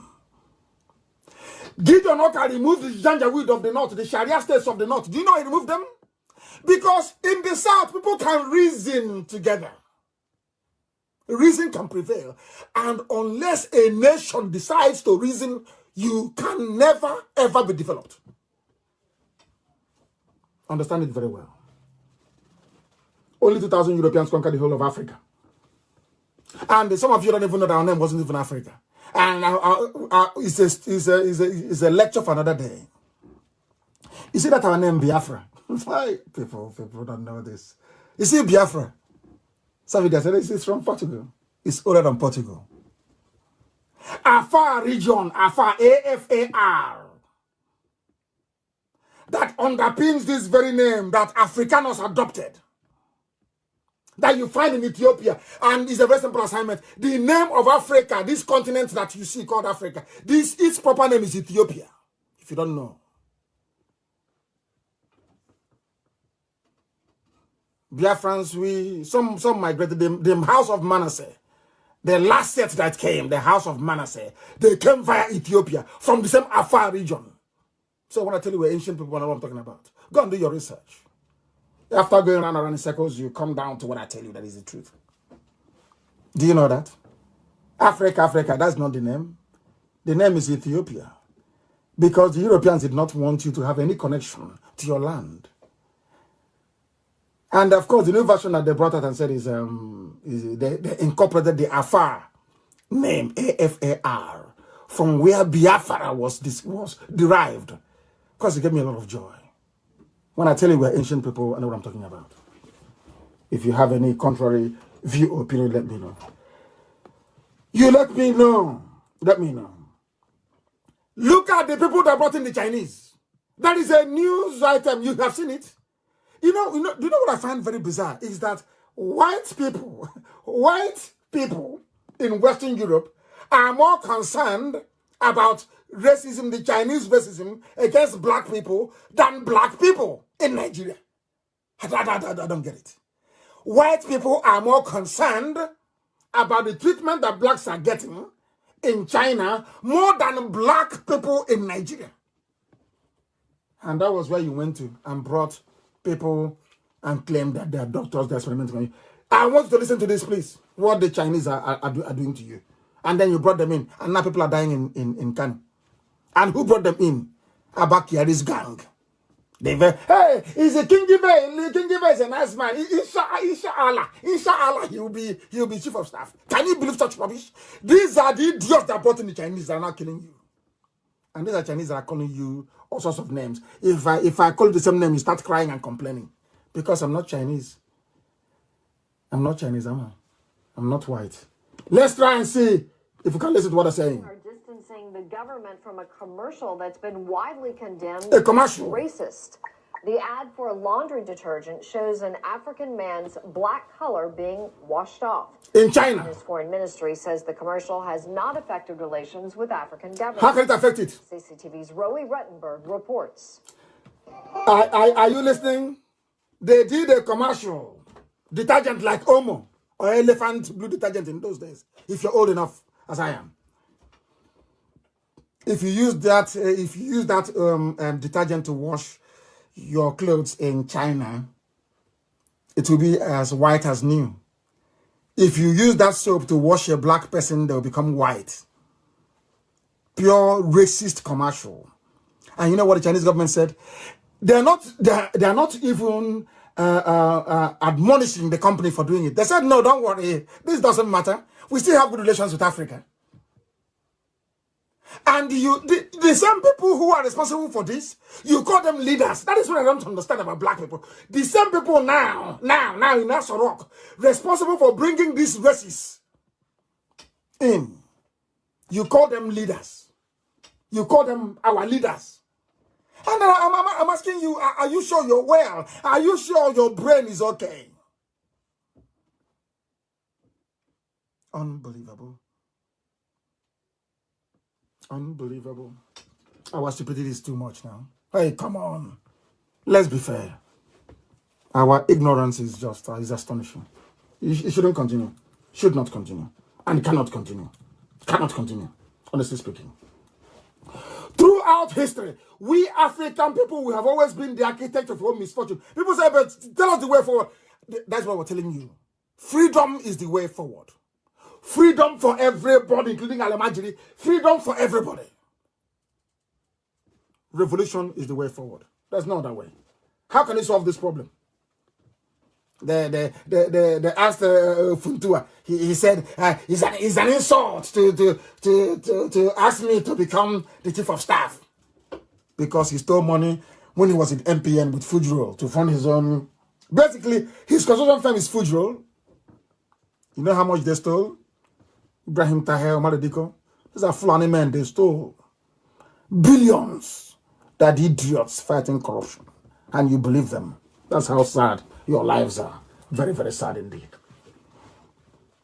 And the Chinese, they have come to Anambra. They have come to Biafra land. They were sharing Indomie. Very dangerous Indomie. I have the clip and I want it to be played. It's in Igbo language, so I will not bother our international audience with it. You can see the video very clearly. Very, very clearly. They came, said there is no Indomie in it. It is to contaminate and to poison. They have seen the foolishness of a black man. They have come in to kill off everybody. because we are daft. They disgrace you, they hunt, they beat you to death on the streets. You went there still say, come. Why? Because instead of these criminals, these Fulani criminals to stand up and say, Buhari is no more, let Osibanjo take over. Even the Yorubas to even move and say, Osibanjo should be the president of Nigeria now. Out of fear and cowardice. Fear and cowardice. What Dora Akunyili did. Of course, she paid with her life, but that is what comes with public service. Had they succeeded in killing me when they come to my house, I won't be here today. That is what I have chosen to do. Public service. And I asked them, I ask all of you listening, Yoruba, why are you not asking about Jemius? Why are you not asking after him? Why? You are afraid of Fulani, what they will do to you? You are scared. Yeah, sorry. You are scared. You are scared. When it comes to IPOB and Biafra, you have strength. And that is what defeat does to people's psyche. You know, the defeat and the seizure of a Lauren damaged Yoruba psyche. It damaged Yoruba self-confidence and psyche. It's not something it's not about grammar and shouting. It's pretense. You can't do anything. They're holding you hostage. You can't do nothing. The Osibanjo is missing. Nobody wants to ask after him. He is supposed to be the president. And they're holding him just like a coup. They're holding him until he agrees to whoever is the chief of staff to be loyal. And in the process, I hope he recovers from coronavirus as well. They want to kill him off. Him and Femi Additional. They don't trust them. That is the truth. That is the truth. It was Africans it was Romans that named us Africa. The same way the British came and named you Nigeria. The same way today the Chinese came and they're experimenting with you. Inferiority complex. Inferiority complex. I tell you the truth, you will not like it, but eventually when you go back home, you sleep on it, you think about it, tomorrow morning you will tell me that Nnamdi, you're right, you're saying. I don't hate you. I am simply telling you the truth, the way it is, that you may be able to change. That you may be able to change because Aso Rock is empty. There is nobody there. There is nobody there, and it's about time we will continue to ask this very question. IPOB will keep on tweeting. We will continue to ask this question until everybody in fact, maybe that's why they're treating us very badly in China anyway. They are treating us badly because they know that the people don't reason very well. I said they will start spitting in, even if you spit in their face abroad, they will still not even make the connection. They cannot make the connection. Unbelievable. Osibanjo is under hostage. They are holding him, and Yoruba cannot talk. He used to come out and be telling me who should be the chief of staff. It's up to Buhari. Which Yoruba media, which Buhari? Is it the Buhari with a hole in his neck? Can't you answer a simple question? You ask me a question and I answer. Why is it that when I ask people a question, you cannot answer? Which Buhari is in Aso Rock? I'm asking Yoruba media. It is a prerogative to choose. Is it the one with the hole in the neck? And to Alamajiri, I'm asking you, that hole in the neck, what is it for? He breathes with it? Or he eats with it? Or what? Or when he meets Aisha in Zawza's room, what does he do with the hole in his neck? Oh dear me. Zoo. Legendary Zoological Republic. I have never seen a collection of more idiotic people anywhere on earth. And the worst is that they claim they know. If you see them, they are so loud and useless. They claim they know. They know nothing. They are cowards. They can't do nothing. Nothing. They can't. Can't do nothing. It's only to be on social media yapping rubbish, as always. Talking absolute nonsense. Absolute nonsense. Where is Nigeria's president? You claim you're in Aso Rock. How come 150 people are dead in Kanu you did not speak? How come you cannot allow your governors to come to see you? How come you don't come outside? Journalists cannot go in. You cannot come outside and you're president. Where in this world does that rubbish happen? Under democracy. Where, I'm asking you. You claim you're Nigerians. Where? Give me an example. Because Fulani, no wonder they started with this Miyet Yala, these terror groups, bandits, to spread fear. There is fear everywhere. And unfortunately, those that hold the media, after Yoruba media relocate to Ghana, maybe to the Republic, I'm writing from there. Your cowardice, it stinks. People are cowards. I hate cowards. So you didn't see me in the law court? I was in a court of law inside Abuja and I called Buhari a madman. You didn't see it? Sometimes you pretend you don't see all those, you don't see them. You ran away. He's a cow. What I did in Abuja, your entire lineage cannot do it for them. Even if they live to be 1 billion years, they cannot do it. I called Buhari when he was alive. The old dictator, I called him a madman. Inside court number 4 in Abuja. High court number 4. Being presided over by Binta Nyako. I called him a madman that they cannot jail me. I told them, you are not educated enough to jail me. When I told them I'm going back to Abuja with 2 million men, they came to kill me. Because I told the whole world that thing there is not Buhari. I know the second that Buhari died. And we killed him. I know the second he died. Mad people everywhere. Zoo animals everywhere. From top to bottom. Here we cure your disease. Your mental illness, we cure it here. We let the whole world know how daft you people are. Your mental illness, here we cure it. They say, but he insults people. He insults people like, why won't I insult you? You're foolish. You went to China, you brought Chinese people. They are now killing you in Kanu. And you're saying, I'm insulting you. So those killing you are better than those insulting you. Do you see how foolish they are? Do you see how foolish they are? Very mad people everywhere. Very mad people everywhere. Look at it. In your country, a chief of staff is now the office of the president. They are holding their meetings every blessed day. You don't see the vice president. Where is he? Where is the vice president of Nigeria? Where is he? Who is Boss Mustafa? Ordinary secretary. Ordinary secretary to government is the one making policy pronouncements. Hey! Oh my goodness. Zoo. Their professors are busy rigging illiterates into power. These same professors today, professors of political science, today they are quiet as this bunch of wild animals from Quranic schools in the Mohammedan Emirates of the North are let loose on I can't. What type of system of government are they running? I have no clue. What are you?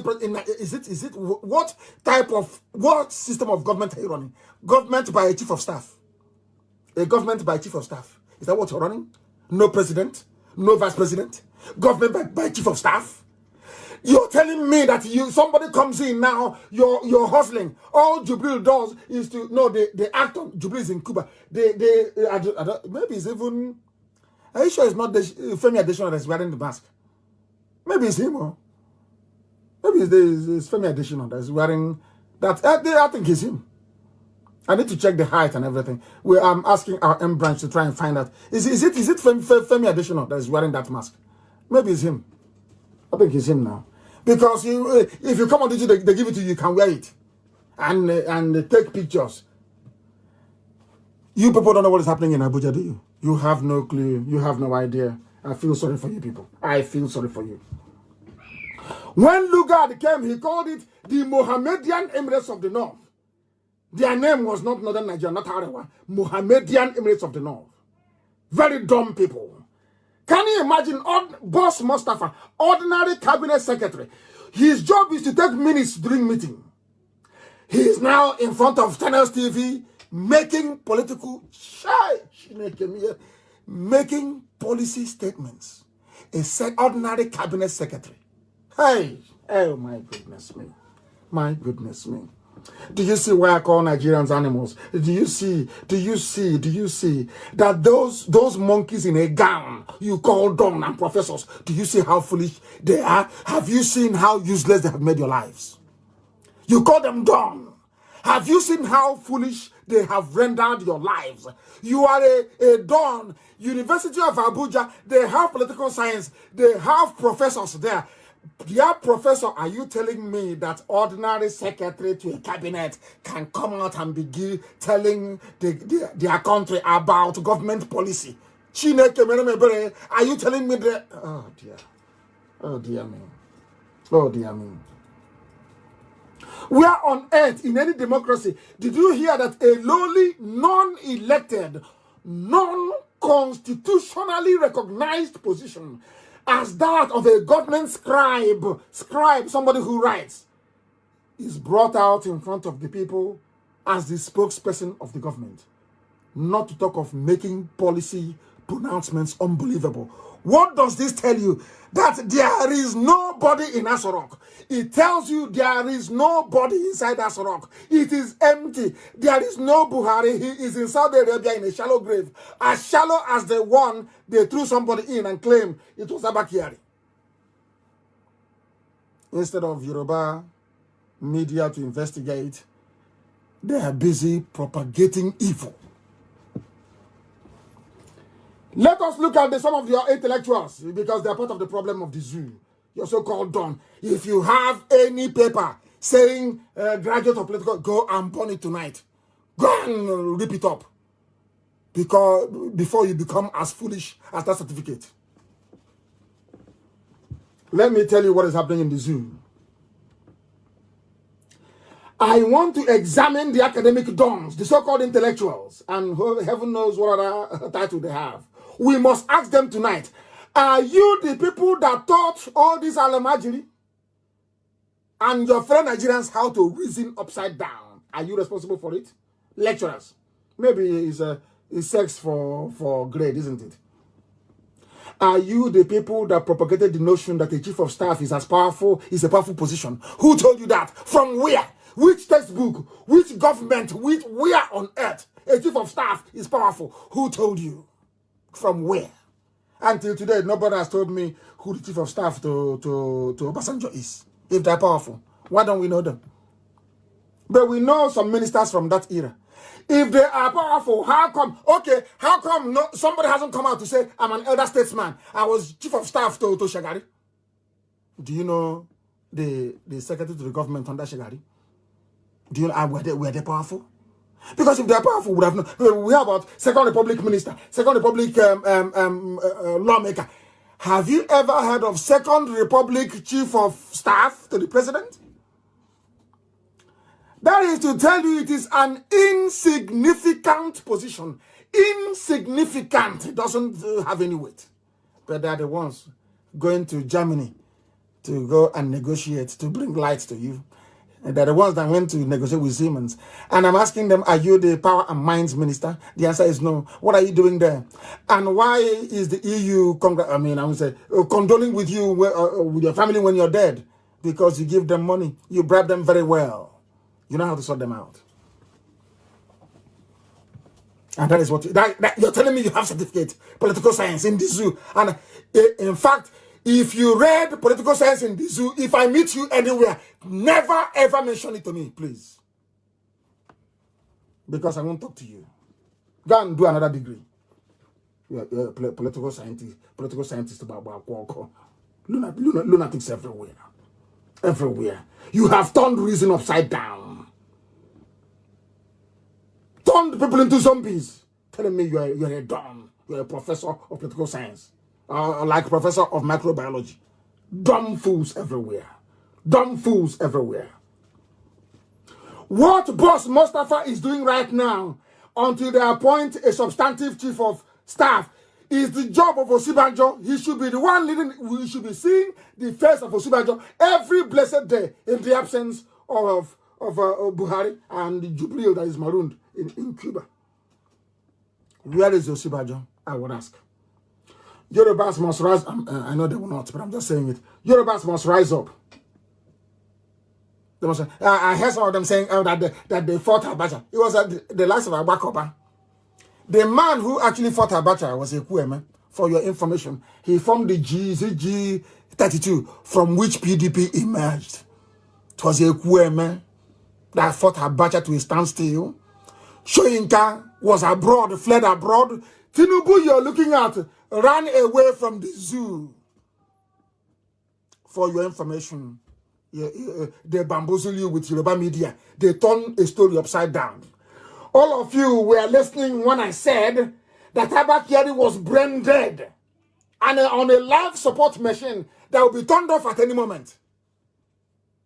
You heard me when I said it live on air.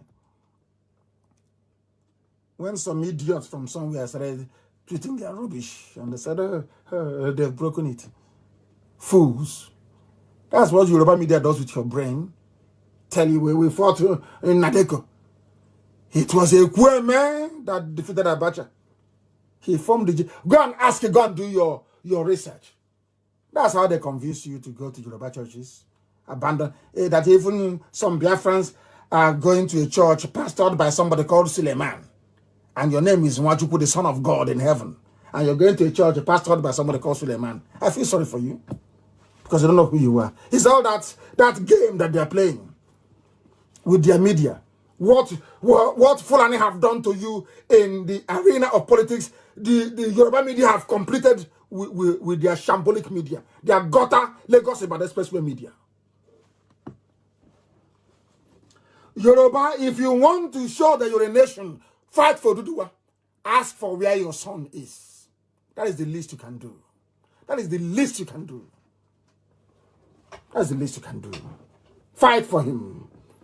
Even though we don't like Ojo Okalo very much because of what he did. Are we not fighting for him? Because if you're saying you want to jail people who are corrupt, jail everybody. In front of our eyes, in front of our eyes, 13.9 billion naira meant for Asoro Clinic disappeared. In front of it. They call it Koro. Somebody... I know white people are listening. They'll say, what is Kurokuro? Somebody should explain to them, please. In front of our eyes, 13.9 billion disappeared. 13.9 billion. Who was in charge? Abakari. And some people are writing that Abakari was a good man. Hey! 13.9 billion. And Dodges Okalo is in prison and you want me to keep quiet? You want Olufemitu is there? You want me to keep quiet? They must come out. They must come out. They must come out. They must. Until you go and jail the person that ate 13.9 billion meant for Asoro Clinic. And why is Yoruba media not writing about it? Why are you not a journalist? All of you, that Trump, that girl, whatever her rubbish name is, why can't you write about 13.9 billion stolen by a Fulani kleptomaniacs, thieves there? We are the cabal. The post is still junior for me. And the funniest thing is that all the billionaires you have in the zoo, all the billionaires they made as a direct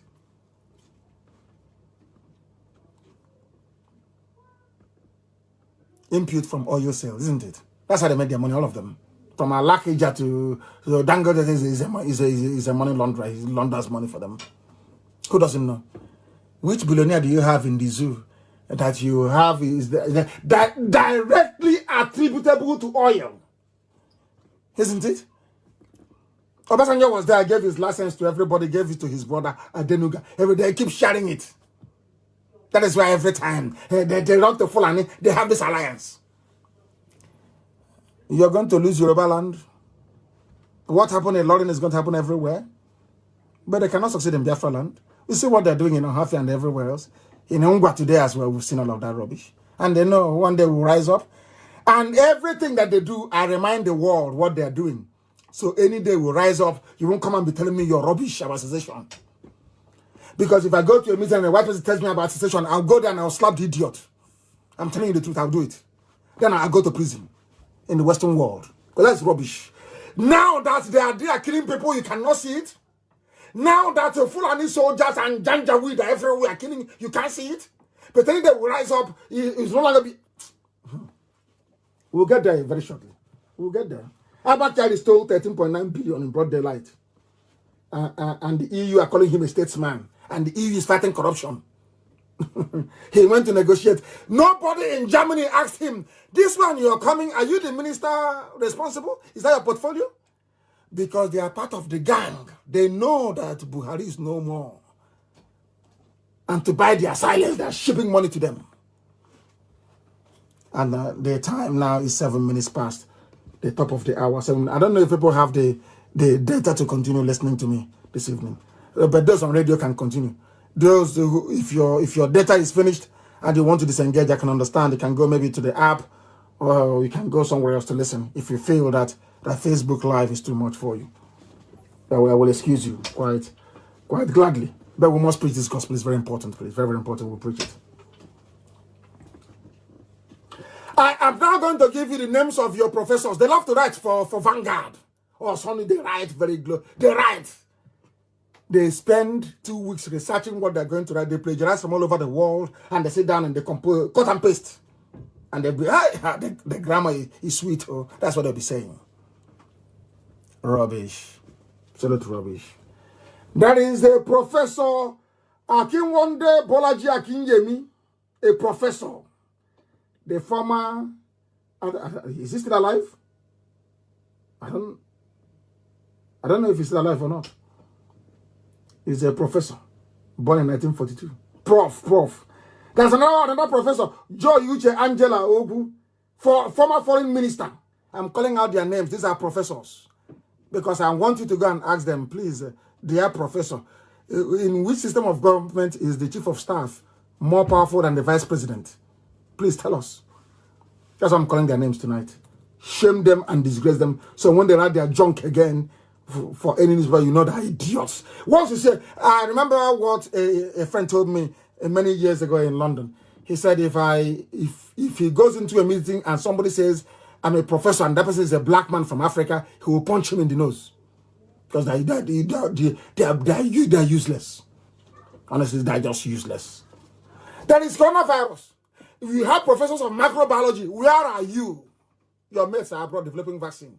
You are at the TVC studio talking rubbish about how you transmit the disease.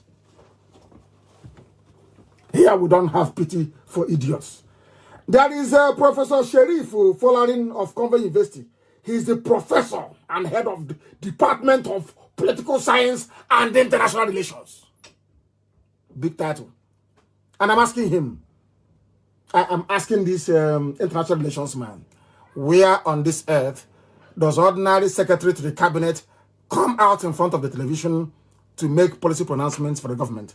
Where on earth have you seen that before? Where on earth have you seen it before? Where have you seen it? That is Professor Daniel Eseme Berevier. University of Nigeria and Nsukka has Nduaka, professor in political science. That is Professor Ezan Emmanuel Onyebuchi, UNN. Professor Ibano Kechukwu Obinna, UNN. Professor Okolie Aloysius Michael Nnabugu. That is Professor Anifo Woshe Francis Rem. If you don't call them professor, they'll get upset. Oh? They get angry. Oh? I'm calling them to shame them. Answering professor for nothing. Wearing big gun for nothing. Crossing heat and contributing to global warming by giving off excessive amount of carbon dioxide by wearing that rubbish that they wear and cover their heads with.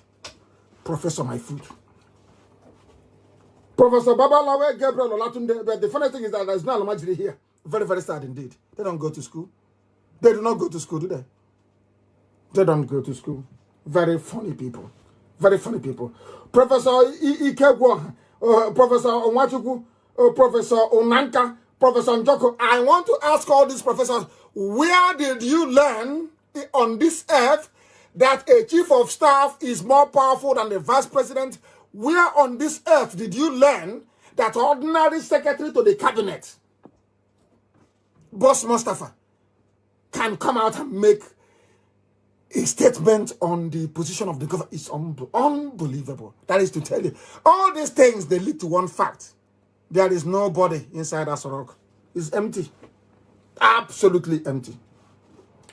All these mad professors are polluting the brain cells of their students and the entire country, of unthinking human, I'll call them beings only. They are a worse calamity than Fulani government.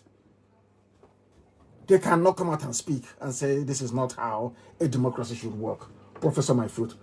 Very soon there'll be anarchy on the streets of the zoo. Hunger will drive people out, they will come outside to protest, and then that revolution will start in earnest. No wonder Nigerian universities are in a mess. Some of them go to school from year 1 to the day they graduate. They have never seen running water. They use Mpalaka. They use Mpalaka lantern, Mpalaka the village one with oil in it and a piece of cloth to write thesis. No wonder the zoo is a mess. They use ordinary lamp, not even tiny lamp, ordinary kerosene lamp to study. These are undergraduates. Unbelievable. Unbelievable. These are the type of professors you have. Look at how useless they are. They are there and things are... Oh my goodness. Let us read a letter from a graduate of Nigerian University. Please. Maybe he went to Ado Bayero University. He went to Ado Bayero University. Let us read the letter, please. Office of the Executive Governor of Kanu State. Is it Kanu State of Nigeria? To whom it may concern. It's about COVID-19 exemption. He's writing a letter. These are one of the quota people, because once the Sultan is sitting there, no wonder we score 320 to go to Unity schools, and then they only have to score 2. Some of them only have to attend, and they're going to Unity schools. And at the end of the day, they must graduate, whether you like it or not. They must graduate them from ABU, Zaria. And tomorrow they'll tell me he's an elite. These are the idiots calling IPOB full of intellectuals. These are the idiots. Let me read one of their letters that the world may hear. The whole world is listening. This is a letter from Nigeria, from the government, from the office of the governor of Kanu State. And the letter goes this way. To whom it may concern, exemption from Kanu State COVID-19 lockdown order. At least you got that one right. Compliment of the day. Hey, compliment of the day. I replace with E. Compliment of the day. I am with pleasure wish to bring to your notice the Kanu State stakeholders of table water was exempted from the Kanu State COVID-19 lockdown order, having falls on the category of essential service providers to the public. Hey, I'll have to summon energy and continue. In this regards, Kanu State government will be appreciative of your accordance of any possible assistance stroke cooperation that the company may require from your end. Accept the assurances of my sincere regards. Another chief of staff. Chief of staff, they love this position, chief of staff. Chief of staff to the governor of Kanu State. He's a doctor, he's a PhD holder. Dr. Ali Abubakar Makoda. Church Abasala. Hey, Zu Alamni. He is a doctor, a PhD holder. He is the chief of staff to the governor of Kanu State. And the compliment of the day. I am with pleasure wish to bring to your notice that Kanu State stakeholders of table water. Hey! These are the people that Yoruba people are supporting. Eh? These are the people that Yorubas are supporting. Are you sure that they are well? Are you sure people are not going mad? Oh my goodness. Goodness me. I can't continue. This is the quality of written word in English. Because English is language, of course, it's not everybody's language. I accept that. These are the people that said that Bayelsa oil belongs to them. Unbelievable. Hey, Nigerian universities. It is a place where they train, as somebody wrote, they train cultists, Yahoo boys, and prostitutes, slave queen. All they know is selfie and laptop and alcohol. And where the lecturers, demand for sex to give them marks. All they know how to do is to go on strike. They use their research grants, even including the professors of microbiology, to go and buy expensive cars and build houses. Only people like me can reset their brain. And that's what we're doing. And it's going to work. You watch and see. I was this way with our people when we started. If some of you can remember. Some were crying and saying, you're insulting us. I'm not insulting you. One day you will thank me for it. You begin to reason like a human being. If you reason like an average black person, you're doomed. You're finished. You can never see running water all your life. You can never have electricity for 24 hours all your life. If you reason the way you do now, in the zoo, in Nigeria, you are doomed. I don't hate anybody. What I say is that of love and kindness. I must tell you, it's not out of hatred. Why would I hate anybody? I want your progress. Everybody. Everybody, even including Alamajiri in the north. I want everybody to be free. I want them to go to good schools. I want the Alamajiri children in Kanu, in Katsina, in Sokoto, in Kaduna. I want them to go to good schools. I want them to have a good life, all of them, one after the other from top to bottom. I have nothing against them. What I have something against is mediocrity. Fulani mediocrity and the Yoruba hypocrisy. I cannot stand it. I can't. God, I can't stand it. I can't stand it. That's why I say what I say. And the duplicity of Biafrans, duplicity. Cunning behavior, I can't stand it either. But thankfully, we have cured our own illness. We started our own COVID-19 treatment from 2012. In fact, from 2009. But we brought in the drip, the intravenous. From 2009 was ordinary tablet. From 2012, we started to give them intravenous. And today their brains are functioning. That is why if you can't defeat us anyway, nowhere. Nowhere. If you want us to fight on Twitter, we go. You want Instagram, we go there. You'll be the one to beg and run away. This is IPOB. We're not, it's not a bunch of the best of the best is in IPOB. If you don't know. We just kept quiet. That's the same where we come from. That's the trick we played on them. They are touts. We said yes. They are opportunists. We said okay. They are miscreants. But we are doing our job. We are doing it. Now that Corona has exposed everything, they are now running to us and saying, please come and help. That's how we do it. Because we are IPOB and we are blessed from heaven. Blessed from heaven. I do not hate anybody. Heaven is my witness. Everything I do out of compassion, out of love. Even when I castigate you, I do it out of... I want you to change to be a better person. I want to travel to Yoruba land when they are free. And everything is working. I want it. Of course. I want people in Baggy. I want Baggy people. I want TV people. I want everywhere to be developed. The same thing I want for my children is what I want for you and your children. That's what I want. Look at the oil you're accusing me of. Oil is worthless. To bring it out of the ground is more expensive than actually selling it. But we are still doing what we are doing. We are still pursuing what we are pursuing.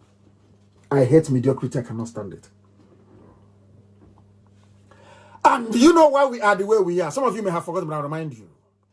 There was a creed we used to recite when we started this very movement. I wrote about one of them earlier today. The oath I took in Jerusalem when I went to ask permission from God to do this very work. The oath I took before God. There is a creed we used to have, and I want to recite it for the whole world to hear. What we believe in, what we are pursuing, and why IPOB is undefeatable by any man. Only God cannot man. No man. Write it down. They said you was boasting as I am not boasting. I am telling you, nobody can stop IPOB. You cannot. In all that we do in IPOB, we have been guided by this very ancient creed of those that liberated the Temple of Solomon in Jerusalem from the Muslims. Understand it very clearly. I don't hate Muslims, I love them, but they have no business being in Jerusalem. They should be in Mecca and in Medina, not in Jerusalem. I know it's not a very clever thing to say, but it's the truth, and I'm saying it. You will love the Lord thy God with all thy heart. You must be without fear before your enemies. You must speak the truth always, even if it leads to your death. That is what we do. Always, it does. If you do wrong, we'll tell you. As EU is supporting evil and criminality in the zoo, we are telling them. We speak the truth always. Even if it leads to our death, we don't give a damn. We must help the poor and defend those who cannot defend themselves. That's what I do every day of my life. Defend the poor and those who cannot defend themselves. That God may love us. That's why IPOB is indestructible. These very 4 sentences that we recite in our heart, that guides us. We don't have any babalawo. None. It's only this. Place everything before God in heaven. We are man, we are fallible. We are flesh. We are fallible, we know that. Nobody's perfect. I'm not perfect, God forbid. I'm not. Nobody is. But we are guided by this. We must remain without fear before our enemies. Always. And to speak the truth. Even if it leads to our death, we must defend the poor and the helpless. It is your job in IPOB not to kidnap them. You must defend them. That is your job. That is what you swore to uphold. To help those who cannot help themselves. That is our motto. That is our creed. That's what we do. That's what we do. That's what we do. That is what we do. That is what we do. We have not finished. We have not finished. We are live and direct. We are going to tag people as we proceed. We are going to mount a Twitter campaign tonight and tomorrow morning. Hey, Chideke, my name. Of course, we will continue. We will burn Twitter down. Complete. To let all those eras know that they are not in the league of IPOB. You are not in our league. We have confronted the UN. The UN, we are begging us. We have seen everything. Please don't come to us again. We have seen it and we'll do something about it. How do you think I was released from jail? Is El Zagzagi out? Of course not. How do you think I was released from jail? This IPOB, these people you're calling them miscreants. IPOB was on the case of the UN. Everywhere any head of state is going live, we are there bombarding them until they called Asorok and told them, leave that man to go immediately. That's how I left Kuje prison, if you don't know. These people you're calling me, these people. You don't know what is IPOB. We gave them a sample. We just gave Twitter a sample. Only 2 hours. And they were crying that their servers can't even cope. We do what we do to save the zoo. To save you from your stupidity. That's what we do. You may not like it, but it's the truth. You may not like it, but it is the truth. Why are we saying this? Oil, that oil. OYEL, oil. That you get from Izombe. Oil that is everywhere. Oil that is in our land. In our, oh my goodness.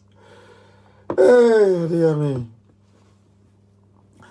Oil price has fallen so low. Listen carefully. For you, they are now begging people to take it for free. They will even pay you $5 to take the oil for free. Allow me to repeat. Oil, that oil you people love so much, that Buhari loves so much, and Abakari, and all those Fulani illiterates, they love oil and gas. Hey, upstream, downstream, oil sector, that's all they love. That Abakari family is in charge of. Are you listening to me? That oil now, a ship went out with oil and came back, nobody wanted to buy it. Are you aware of that? Are some of you actually aware of that? You don't know. For the first time in history, oil price has fallen, which is Bonnet Light, has fallen, that Nigeria is now begging people to offload it. They have now spent more money pushing this ship around, trying to look for a buyer, than the actual oil that is carrying to sell. Do you understand me? Do you know what they said? This is from CNN. For the first time, they're actually correct. You know what they said? Nigeria may have one of the worst governments in the world. So they know. That is why we must continue tweeting. Nigeria has one of the worst governments in the world. The whole world knows. They know about Jubril. They know that Buhari is dead. It's only a matter of time. Let COVID-19 finish. The the zoo is gone. And they know it. They are fighting a losing battle, and they know. Are we the type of people that you come to with sense? You want to do sense with us, IPOB? And you think you defeat us? Yeah. Oh, you're wasting your time. You're wasting your time. Now, listen very carefully. Some of you do not know why Bill and Melinda Gates said what. There was an idiot and a fulefu that wrote, Nnamdi Kanu, he thought if he says that I attacked Bill and Melinda Gates, that somehow they will renew his visa to go back to America. He's a one zoo animal like that. And I will attack them again tonight. Bill and Melinda Gates, they know what you don't know. They brought COVID-19 in because they were the ones sponsoring the doctor that gave China, that was working with China, Dr. Lieber. He's going to jail for 66 years. It is there for the whole world to see. Bill Gates was funding that very laboratory. That Harvard, at Harvard. Look at Abaki, they're going to Harvard. That means that they take anybody now. It's no longer an Ivy League, after all. Rubbish. Those that COVID-19 failed to kill, hunger and starvation will kill them. Or the radiation coming from 5G will also help. That is why I am calling on all governors in Biafra land to work with the people, please, to guarantee that we have constant supply of food. Our people starved between 67 and 70, please. We don't want to go through that again. We cannot afford to go through that again. I'm also appealing to Biafrans all over the world, please. All over the world, please. Make sure you provide something for your village. I'm begging you. Make sure you provide something for your village all over the world. We cannot afford to go through starvation again. We can't afford to do so. And I'm begging all the governors in Biafra land, please. We don't want to go through the mess that our parents saw between 67 and 70. We are begging you. As I said, I will not be hostile to anybody unless you do something that warrants it. But for now, please, I am appealing to all the governors to make sure that they work with the people to ensure that it's food. After COVID-19, of course, all hostilities will be resumed. For now, we must come together to make sure that we save our people from starvation and from hunger. Very, very important. Their life is more important than anything else. And we must make sure we keep our people alive as much as we can. The people that you have now in Asorok, nobody knows who they are. Nobody knows who is in charge. There is no Osibanjo. He's the only one who's elected to actually do something. He's no longer there. What they have done with him, we do not know. Nigeria as the great zoo is gone as we know it. It will never, ever be the same again because I am not going to relent. We have gone for the truth, and that's where we're going to remain until the whole world makes, of course it is already a laughingstock. Nigeria is a laughingstock among the diplomatic community around the world. They are finished. They are gone. Nobody takes them seriously anymore. That was why they went to China to go and bring in murderers and killers. And since the Chinese came, the mortality rate has gone up of COVID-19. 150 people died in Kanu alone. They don't take my word for it.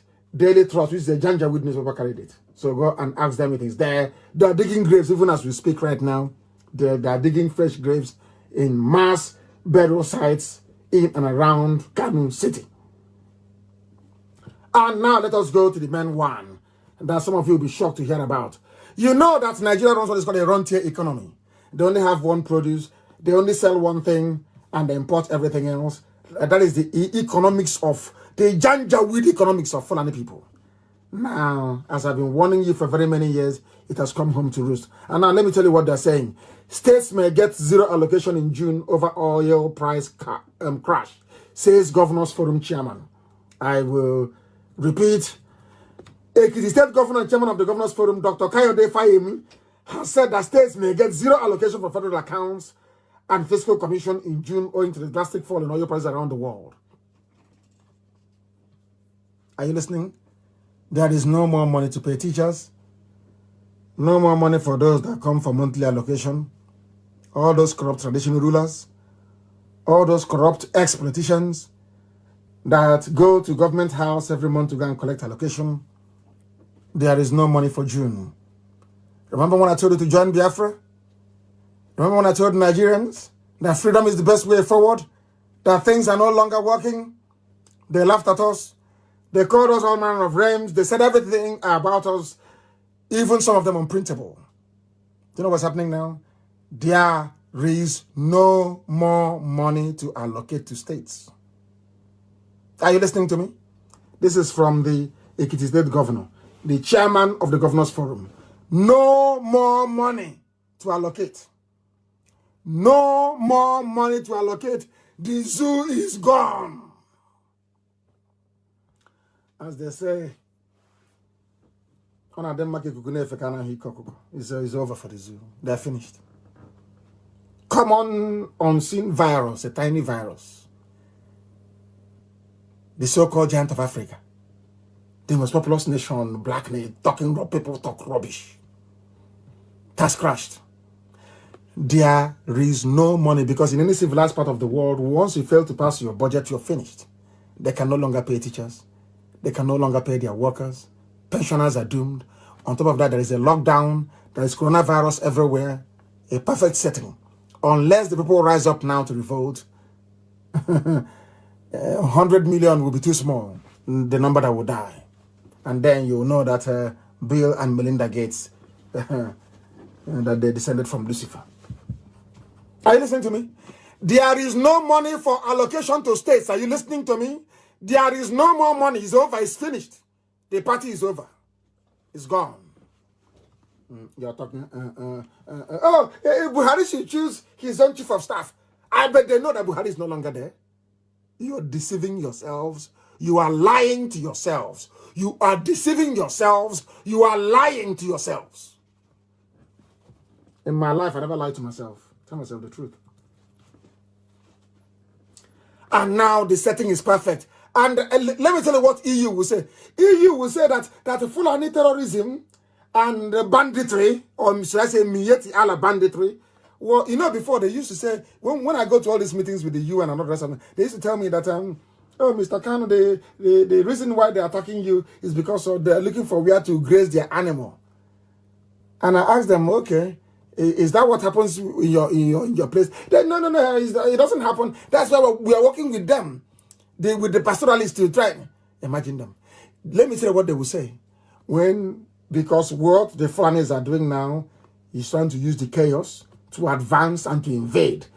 If we now complain to EU, EU will say to us that hunger is the primary driver of all these behaviors. It will no longer be access to water for the cattle. It will now be hunger.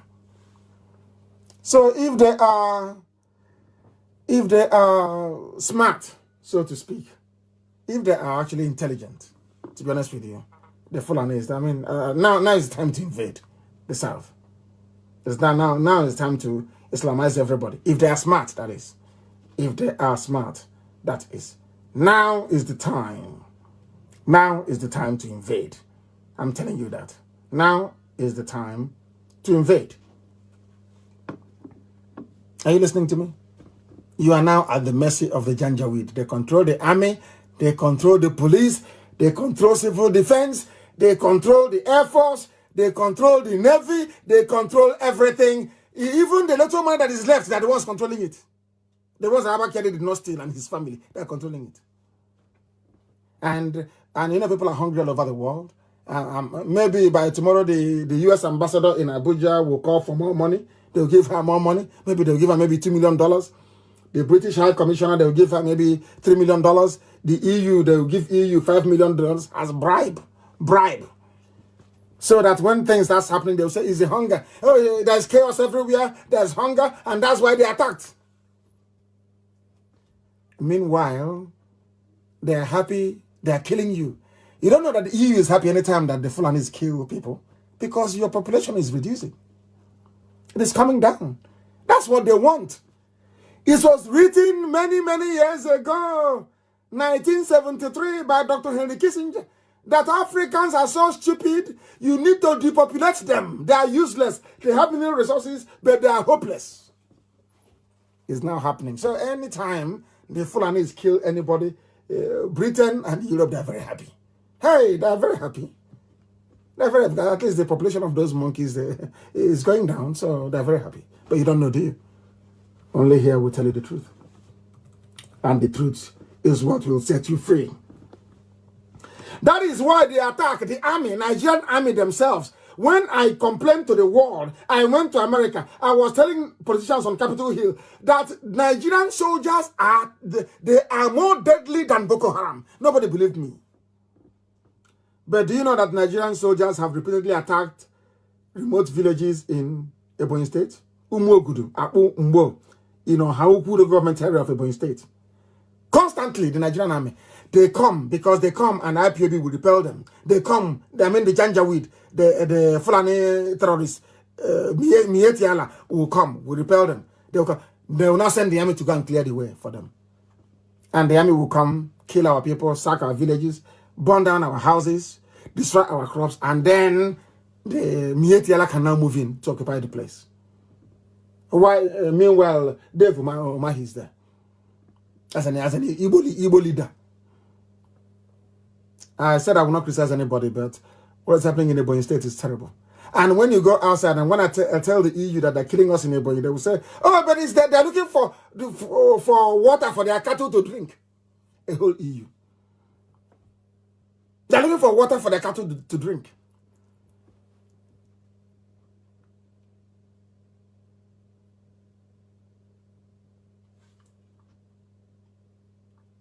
Can you believe such nonsense? Can you believe such nonsense? Army went to, we have a video of the place. It's shared online, it's everywhere. Army went to that very place and started killing people. Nigerian army. Now, they're not fighting Boko Haram, but they're in Ebonyi State killing people. As on one side, the Chinese are installing their 5G to radiators. We are fighting coronavirus also in Ebonyi State. The army is attacking us inside the same Ebonyi State. We are in one almighty mess. And should anything happen to us, you will hold World Igbo Congress responsible. You hold them responsible. When I told you in 2015, we need guns and we need bullets to defend our land, they said, no, you're a warmonger. The Fulanis are coming. They have bribed the EU. All EU will say is they are looking for is hunger, and there's hunger everywhere. They will not blame the Fulani Janjaweed oligarchy for impoverishing the country. They will never blame them. They say, oh, there's hunger everywhere. There's hunger everywhere. Watch and see what they will say. Fulani have come to take over the South. People, it's way too late anyway. We have to fight our way out of it when the time comes. But our people need to be taught a lesson. So that when next they hear a prophecy, Gideon Oka warned you in 1990. You didn't listen. Gideon Oka warned you in 1990. Did you listen? No, you didn't. You were doing your one Nigeria. Hey, don't come and bring trouble for us here. Don't come and bring trouble for us here. But now trouble has come to your doorstep.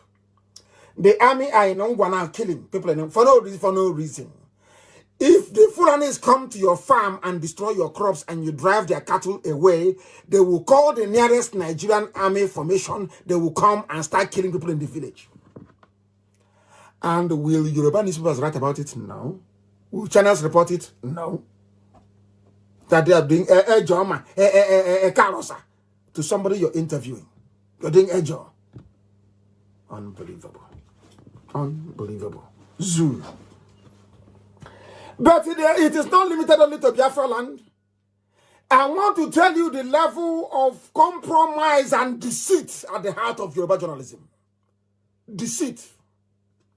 As we are discussing the rot inside Asorok, so are we discussing how terrible and awful Yoruba journalism is.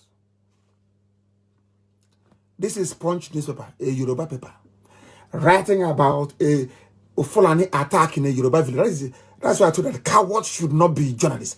Cowards should not do journalism. Residents fled from Fulani headsmen, and I'm sure some people from this community will be online with their with their techno. Say, oh, Nnamdi Kanu, oh, you're a coward, oh, you ran away. But they have run from their village, you know. They fled from their village. Because of Fulani Janjaweed. Miyetti Ala invaded the village.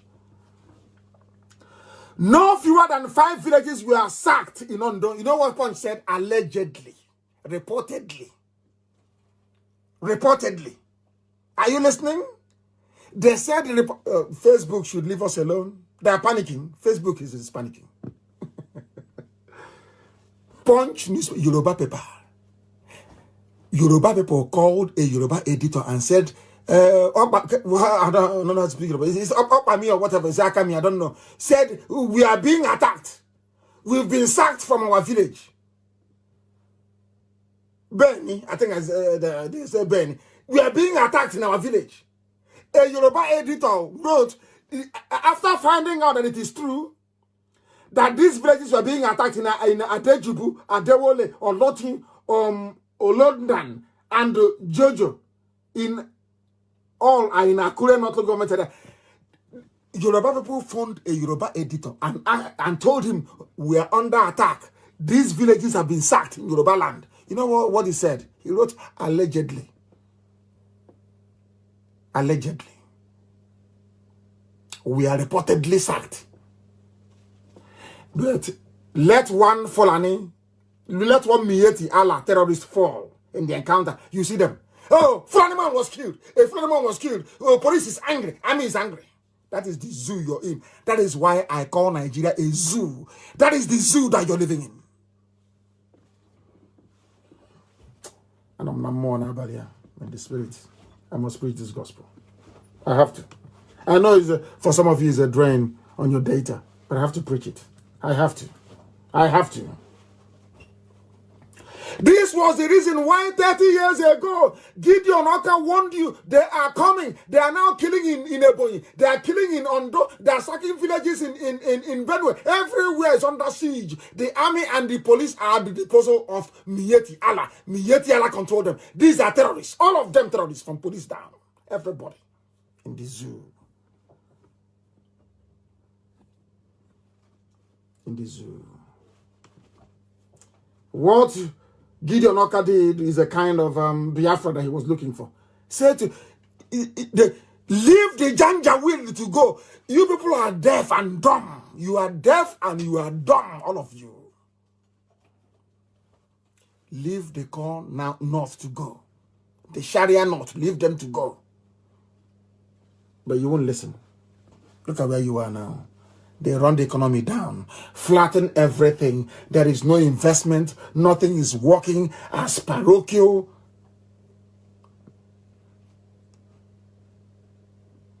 As horrible as possible. These are evil men. Evil. That's when I hear somebody write anything good about them, I hate that very person. That's how my life is.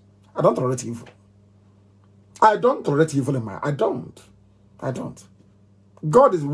I don't tolerate evil. That's why I don't have friends. I don't need it. Those who are close to me are those that will see evil and condemn it, regardless of where it's coming from.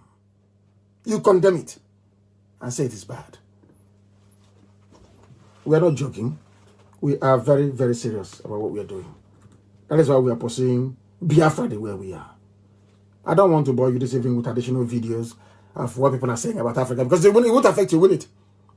Even if they are slaughtering you in China, you will still go to that China, even bring in the person doing the killing and ask him to come to Asarok and help you out. Because you have no president. You're telling him that the Buhari we used to know will be alive and people are dying and he'll keep quiet?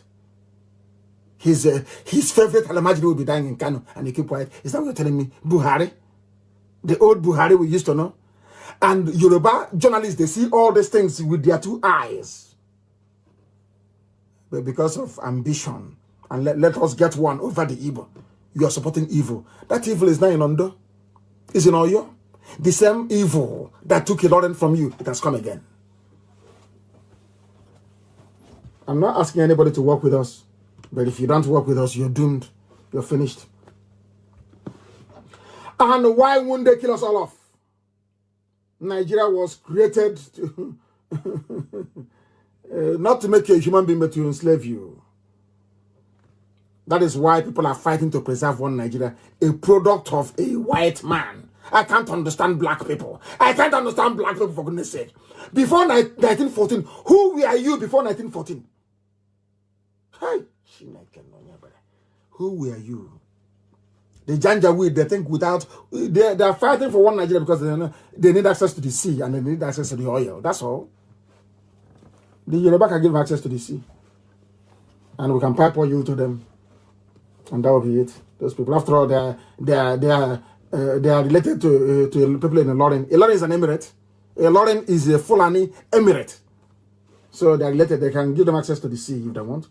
What I'm saying is this. People will say, oh, but you're driving the Yorubas to embrace the Fulani. I say, I don't care who you embrace. But God in heaven said that Nigeria is over and it's over. You can't kill, you cannot. It's like Humpty Dumpty. It has fallen, the head has broken into pieces. You cannot patch it together again, it's gone. So as long as their worst mistake was to conceal the death of Buhari. That was the, oh my God, I serve is wonderful. And I told IPOB in 2014 that God said that he will use Buhari to give us Biafra. And I said it on air, live on air. And the day on the 17th of January 2017, Buhari died. As soon as that idiot came in June, was it June or July? Or was it August? July, he made that broadcast. I said, thank God in heaven. My parents are dead as a result of that assault. And my men have fallen as a result of that very assault. Many fell as a result of it. But Biafra is coming. For hiding the death of Buhari, the zoo is gone. Let me see the white man that will sit in front of me and tell me that what the Fulanis did is good. It's because of their cattle. Let me hear that rubbish. And then they will know. It's gone. It's the highest fraud of the century. The greatest fraud of all time. I now want to tell the world that the Fulanis are more, the Fulanis and the Sudanese, they are more fraudulent than any other person you can ever meet. Very horrible, horrible people. Since before the death of Abba Kyari, have you heard from Junaid Mohammed again? Have you heard from Tanko Yakasai again? Have they criticized what they are doing? They claim to be the standard bearers of Arewa morality. Have they spoken? They claim they're educated. I call them Alamajiri education. Have they spoken? Have you heard from them? They are sharing money. They are looting. And all that Yoruba is doing is writing in support. Mr. President. Somebody must say, Mr. President, there is no president. Your son, Osibanjo, should be the president. You are so terrified. You are so scared. You cannot speak the truth. That's cowardice. You're calling him Buhari with that hole in his neck? With that hole in his neck, I ask you, the zoo has fallen. The zoo has fallen. And as they are looting, they are burning. As they are looting, they are burning. It's unbelievable. When I complain about Yoruba journalism, people don't understand. Let me tell you something. There are three things holding people in the zoo called Nigeria. One is ignorance. That's number one, ignorance. The ignorance of an average Nigerian is astonishing. One is ignorance. Second one is Fulani mediocrity. Janjaweedism. Janjaweedism. Fulani mediocrity. The third one is Yoruba media. Before God and man. Yoruba media has done more damage to the psyche of Nigeria than any other sector. They are evil, pure evil. And I will prove it to you. And I'm going to post it. The very picture I sent you of different headlines of the same incident. I'll read it for you. You know they stole money from Jos CBN. They stole money from Jos CBN, Central Bank of Nigeria in Jos. As part of this Fulani, they are raiding the treasury because there's no money there. Fulani is stealing all out, looting right now. That's what they're doing. That's why there's no money to give to the states. Now let me tell you what's happening. They said they're burning everywhere. As they steal, they burn. Fulani. They were burning CBN office in Jos. Let me tell you what Yoruba media reported. First headline from Sahara Reporters. fire God's CBN office in Jos, which is correct. Second, Vanguard, that I used to respect and like so much. Vanguard of all people. No records destroyed in CBN Jos branch fire outbreak. Official. Are you listening?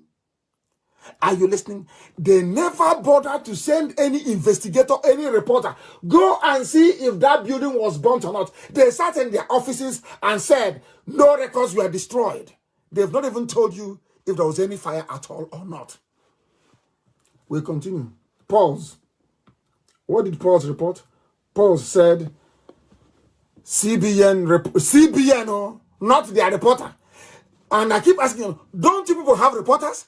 Can't your reporters go to where all this mayhem is taking place and file a report? They won't do it. They're in the offices, waiting for 4,600. CBN reports fire outbreak at Jos branch. They are relying on CBN. Oh? Exactly what that useless fake news CNN does. They no longer investigate. Now listen to this day newspaper. This day said, fire outbreak averted at CBN Jos branch. Hell! So there was a... Oh my goodness. The fire was about to take hold and it was averted. This is from a newspaper. Can you believe that? They're all in Abuja and in Lagos. They are all close to each other. You're telling me... My God. The damage that Yoruba newspapers, Yoruba media, channels, TV, all Punch, all this, the damage they are doing to your brains, they are worse than your professors. They are worse than... Do you see how the entire edifice of Nigeria, both education, listen, education, useless, media, useless, government, hopeless. Is it judiciary? There is no aspect of Nigeria that you have people who are normal running it.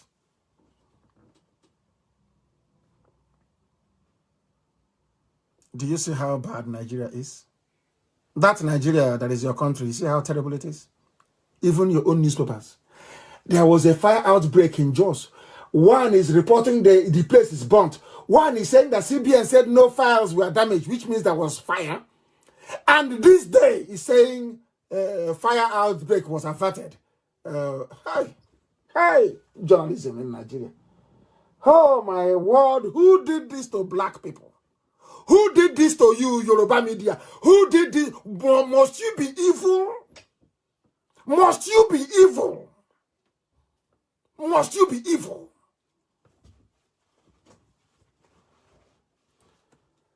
When they finish looting us rock, maybe they'll burn it as well. And that's one they have. The person wearing that mask now, there, I suspect is Femi Additional. Because Jubril is in Cuba. I think he's in Femi Additional is wearing that mask now. Because anybody can wear it. Anybody can wear the mask and wave and move your mouth as if you're talking. You mime. And these are intellectuals in Lagos. Intellectuals. Sophisticated morons. Sophisticated idiots. Sophisticated cowards. It makes me sick. I don't even know them and the Janjaweed, who I hate the most. Sophisticated idiots. You went to school. You can reason. You saw somebody with a hole in his neck. A hole in his neck. And you're saying that is Buhari. You people are evil. Evil. Evil people. It's Buhari. Okay, bring him out now. Yoruba, bring Yoruba media, bring out the Buhari you have in Asorok, bring him out. You know, you like to do a karoma. You do a karosa to him, bring him outside to interview him. Then your shame will be complete. You people should not be practicing journalism. You shouldn't practicing journalism. You should not. I'm telling you. At least if there's one thing I admire about the Fulani terrorists, is the fact that they never reward traitors. You see, as incompetent and as foolish as they are, you see all these cattle raiders, all these Isaiah and Da and King Gibe and Mamandara. You see Fulani Caliphate, they don't reward traitors. And I want to prove it to you tonight. As horrible as they are, do you know that they refused to give Baba Gana Kingibe the chief of staff position? Do you know why? Because they told him, you betrayed Abiola. You know this man ran with Abiola for office. This man he collected money from Abacha and abandoned Abiola's campaign to reclaim his mandate. Do you know they reminded him 3 days ago? He will be shocked how I know this. They reminded him 3 days ago. You betrayed, of course, Abiola is a Yoruba man, but you betrayed him. That goes to show that you are not a team player. You will also betray us. That was why they started pushing for Ahmed to take over. That was how King Gibe lost out. He'll be shocked now. Who told Nnamdi Kanu this? But we are everywhere. How do I know that you're having a meeting with the governors today? Our intelligence branch is called the M branch. There is nothing we don't know. Even before you carried out your attack, both in Ebonyi and in Ngwa, today we knew you were going to attack. And as you attack, so is the State Department. And everybody all over the world, they have every attack you make in Biafra land. Do you know what? Where we keep quiet and we give it to the world? So the day we'll commence our own, nobody will say that they are seceding. They will be the ones to open them out and say that they are fighting for their survival. Now you see the trick. You think you're brainy. We are IPOB now. We are too intelligent. Keep attacking us. Keep attacking and burning up. We have all the records. And the whole world, they have it. The day we commence our march to Sokoto, let me see the bastard from anywhere that will say that they're seceding. Then they will know how mad we are. Useless zoo. They told you, Baba Gana Kingibe, you're a traitor. We cannot have you. To represent Buhari. You cannot be the one to rule the country. Because that chief of staff is the ruler of Nigeria. Now, that's why they're not touting Ahmed. You think they don't know? And of course, Abiola was a thief. Who doesn't know that? Was Abiola not a criminal? Did you not listen to Fela? International thief, ITT contract that Abiola stole? When I say, they say he's insulting you, I'm not insulting you. Abiola was a thief. Who doesn't know that he was a criminal? He was doing Muslim funding everything that they were doing in the north. He thought they would give it to him. After what Abiola did for the north, they did not give it to him. Who is Tinubu? Who is he? They didn't give it to Awolowo. They didn't give it to Abiola. Who are you? Who are you? It's me preaching Nnamdi Kanu. When I preach, I tell you the truth. You may not like it, but it's the truth. After all. The killing is so much that even the Christian Association of Nigeria, they have gone into quarantine. Have you heard from them again? Your Christian Association, they have collected money. But you go on Sunday, you give them tithe online. Pay 10%. And you don't ask them when Christ is coming. You don't contribute a dime to IPOB. You're asking them, when is this your Biafra coming? When is it coming? But you go to mosque and you give whatever you have to your mom. You go and you give to your daddy G.O., you give them money. They are preaching the kingdom of God, isn't it, every blessed day? Have you ever asked them, have you ever said to them, I will no longer pay title unless you tell me when Jesus is coming? You want to go and ease yourself in a place where the grass is taller than you. It's not done that way now. So we are too intelligent for all those idiots. Now, I can tell you. Ganduje, the same criminal in Kanu, the same Gandola that was taking dollars. All of a sudden, he's not corrupt too. But he was in a video stealing money. He was seen forcibly converting Christian girls to Islam in broad daylight. Nobody said anything. If that thing were to happen in Owerri, believe you me, beans, the artillery division will be everywhere killing people.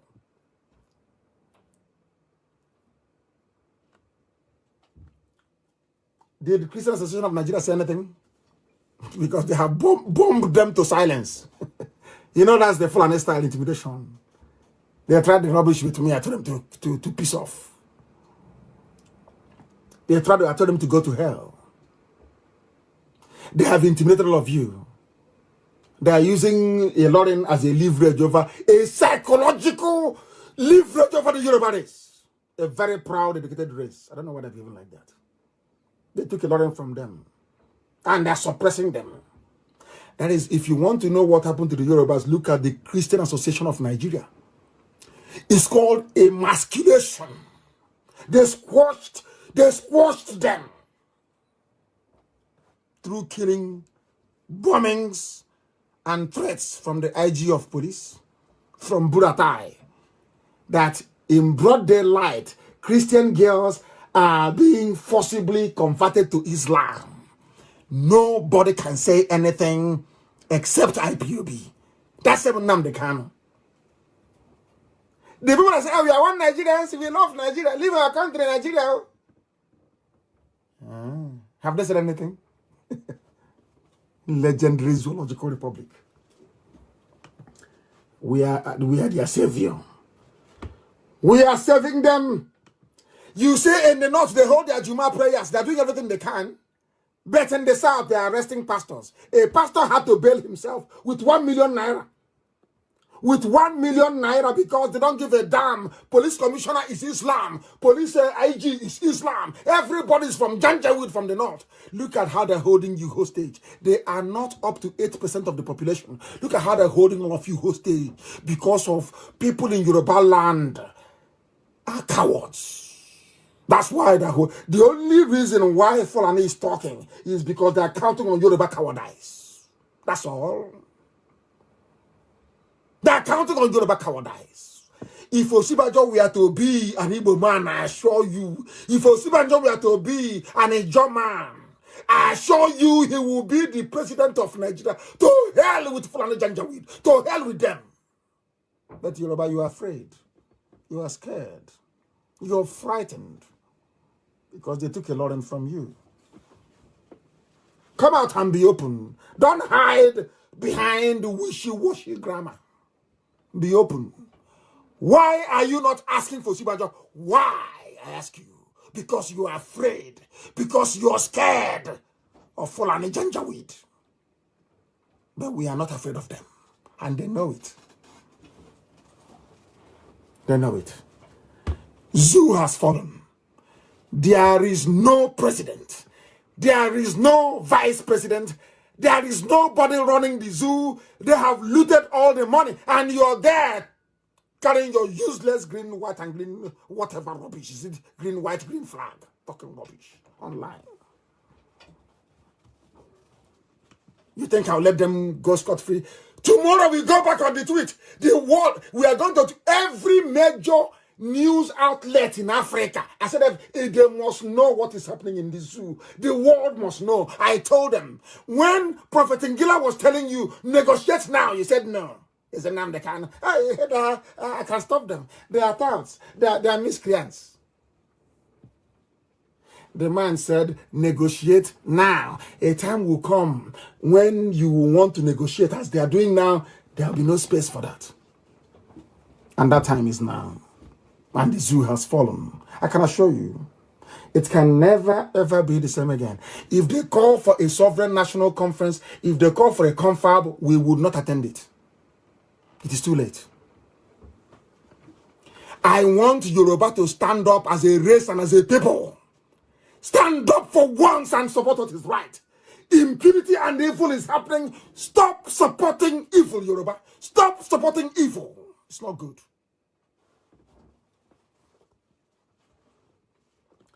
In Lagos, they take a pastor. They said he broke the curfew. But in the north, you're having your Juma prayers. Nobody touches you. Nothing is happening. People are going about their business. Northern governors came out and said, we are not locking down anything. Because your Christian Association of Nigeria run by, what is that idiot's name? That's the Christian Association of Nigeria chairman. They have defeated him, haven't they? Crushed him into the ground. That is why when you see IPOB, you respect IPOB. They did everything. Provocation. so I can go to war prematurely. Look at it as, hey, when is the war starting? As if I'm a fool. You think I will go to war without being prepared? I will go to war and I will lose. Is that what you think? Nnamdi Kanu will lead his men to war and I will lose. Who told you that? Rubbish. You don't know who we are. Remember when I told you that on the eve of my parents' burial, I did a broadcast and I told the commissioner of police in Abia State, no, 2 days before, I told him that you will leave. That people have come to Abia State. They tried to do gara-gara with IPOB and they left. If you have a white person listening with you, tell them what gara-gara is. They are trying to do, you know, he was trying to do, I'm the CP, IPOB must leave. I told the idiot, you're leaving very soon. And you know what happened today? The Fulani Inspector General of Police have now redeployed Abia State Commissioner of Police. He's off Abia State. He's off Abia State. That's how we roll in IPOB. Anything I tell you comes to pass. I told him, all this thing you're doing is serving Alamajiri. You will be removed from Abia. You will be removed. Others have come, they have gone. That was a very nice Yoruba man who was a Commissioner of Police in Abia State. Very nice man, a gentleman. Well read. There was no problem in Abia State. IPOB, we don't carry guns. Nothing. Nothing. But it's just Fulani primitivity. You know that primitive. Forget all that nonsense. Which Fulani went to Harvard? Which idiotic Fulani went to Harvard? And they look like, oh, God, they look like a filthy ram in a seller market. Who told you when they went to Harvard? Those things went to Harvard, and they reason like the way they do. They went to Harvard. Oh, please spare me. It seems somebody will go there and purchase a diploma certificate and tell them they went to Harvard. Rubbish. You went to Harvard, there is no light, no running water, Alamajiri everywhere. You are looting money. You stole 13.9 billion. You say you went to Harvard invest. So others that went to Harvard, they also looters as well. Are they looters? Nonsense. People hiding under their cowardice and writing rubbish. If you know you cannot stand the heat, get away from the kitchen. Get away from there. You can't do it. You piss off from the kitchen. Let's do our work. Omahi is disturbing people in Ebonyi. Omahi is not fighting Fulani headsmen. Omahi is not fighting or stopping the killing of our people. Maybe, you know that the way that God works, sometimes God will leave people to wallow in their stupidity. Omahi is not doing it right. He should protect our... I don't want to fight any governor in this period. He should protect our people. The army are killing us. Of course, we've informed our contacts all over the world and informed governments all over the world as well as to what is happening in Ebonyi State. We are just putting it there. Not that they're going to do anything for us. But the day that we commence our own madness, nobody will blame us for it. That's all we are doing. Simple as that. And Omahi arrested a journalist. We want him to release this very journalist, please. We want him to be released. He arrested a journalist. We want him to be released. And he has banned the Sun newspaper and Vanguard from reporting from the government house. He's an ordinary governor. Oh my goodness me. I don't know. Do you know the meaning of democracy? Freedom of speech is in their useless constitution. Written by another Janjaweed. It is there. Freedom of speech in Biafra land. No, you can say whatever you want to say about anybody, you're free to say. It is your business. If you're sad or if you're angry, you file a libel suit in a court of law. How can you be banning and arresting journalists? What sort of nonsense is that? We don't like them. I don't like them myself. But when I see a journalist, I hate journalists to be molested. I do not like it. I don't like it. I don't like it. I just don't. It is not good. It is not good. It is not good. It was SARS again. 1 minute they say, oh, we've abolished SARS. The next minute again, SARS are arresting people everywhere. SARS in Ebonyi State went and arrested a Vanguard correspondent in the name of Peter Okutu. We want him to be released, please. I don't know who he is, and I don't care to know. You must release Peter Okutu. He is a journalist doing his job. If you don't like what he is written, use your influence at the local magistrate court as you used to do. Go there and ask him to pay fine or you jail him for libel. You don't send police to go and arrest a journalist. What for? Of course, it's a zoo. Why am I complaining? You don't practice. After all, your chief of staff is your president. So what do you know? It's a zoo. What do you know? I ask you, what do you know? You know nothing. Zoological Republic. He must be released. Dave Umahi, you must release Peter Okutu. He has done nothing wrong. If he has published anything you don't like, as you have done, you can ban him from the state house as your prerogative. You're the governor. You can take him to court, but not to arrest him. He did not commit any crime. He only expressed a particular view which you do not agree with. That does not call for the arrest of the man. He has not killed anyone. So you must release him. Or else we'll add in the names of the people we are giving to the world as those that will be disciplined when Biafra comes. And we don't want to do that. Please, you must make sure you release him. He's done nothing wrong. He's done nothing wrong. You can ban them all you like, but you must release him.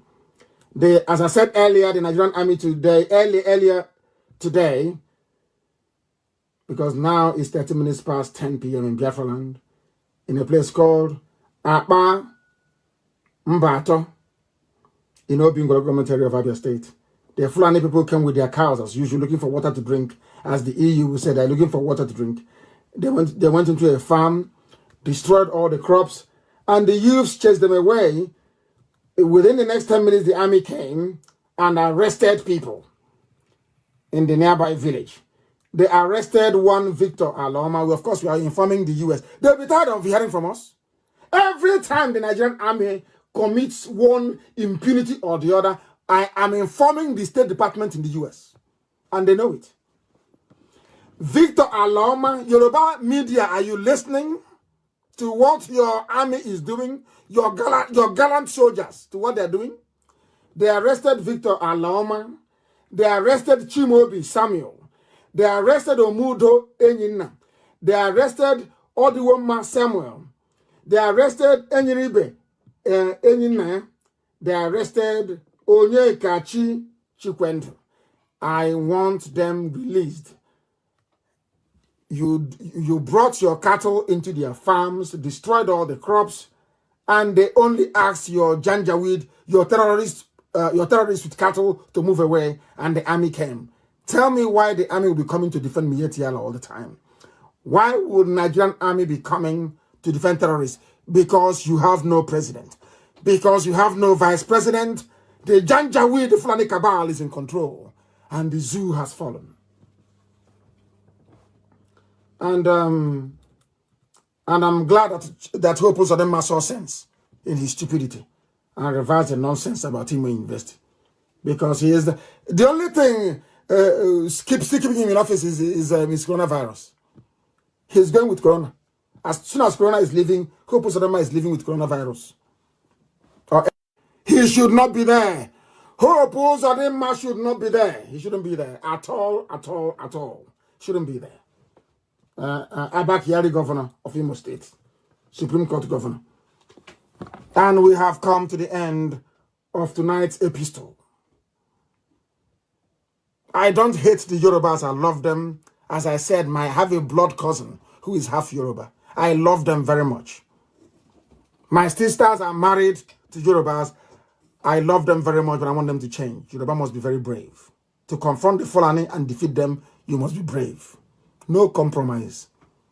Don't go to the back and take money from them and try to fight them in the front. They will not respect you. They won't respect you. They respect IPOB because they know we are incorruptible. Incorruptible. A few IPOB announcements to make. Our volunteer command must tell me within the next 2 months that we can now secure and maintain law and order within Biafran territories. I need that information, very, very important. And please, if you're coming from Kanu, do not travel to... You remain in Kanu, Kaduna and Zaria. Don't come to Biafra land, please. In Kanu, people are dying. If you're coming to Biafra land from Kanu, then I will know that they have sent you to infect our people, please stay where you are. Stay where you are until this blows over. And our people must continue to maintain social distancing, high level. Better take vaccine from US, from the UK, than from China. Please, our people must try and remain safe. I thank you very much for listening this very evening. And as always, we have worshipped Elohim here because everything that I've told you is the truth. The whole truth and nothing but the truth. That is why we say, unequivocally, without hesitation, without fear nor favor, that Biafra is our religion. And here on Radio Biafra is where we worship. Because Elohim,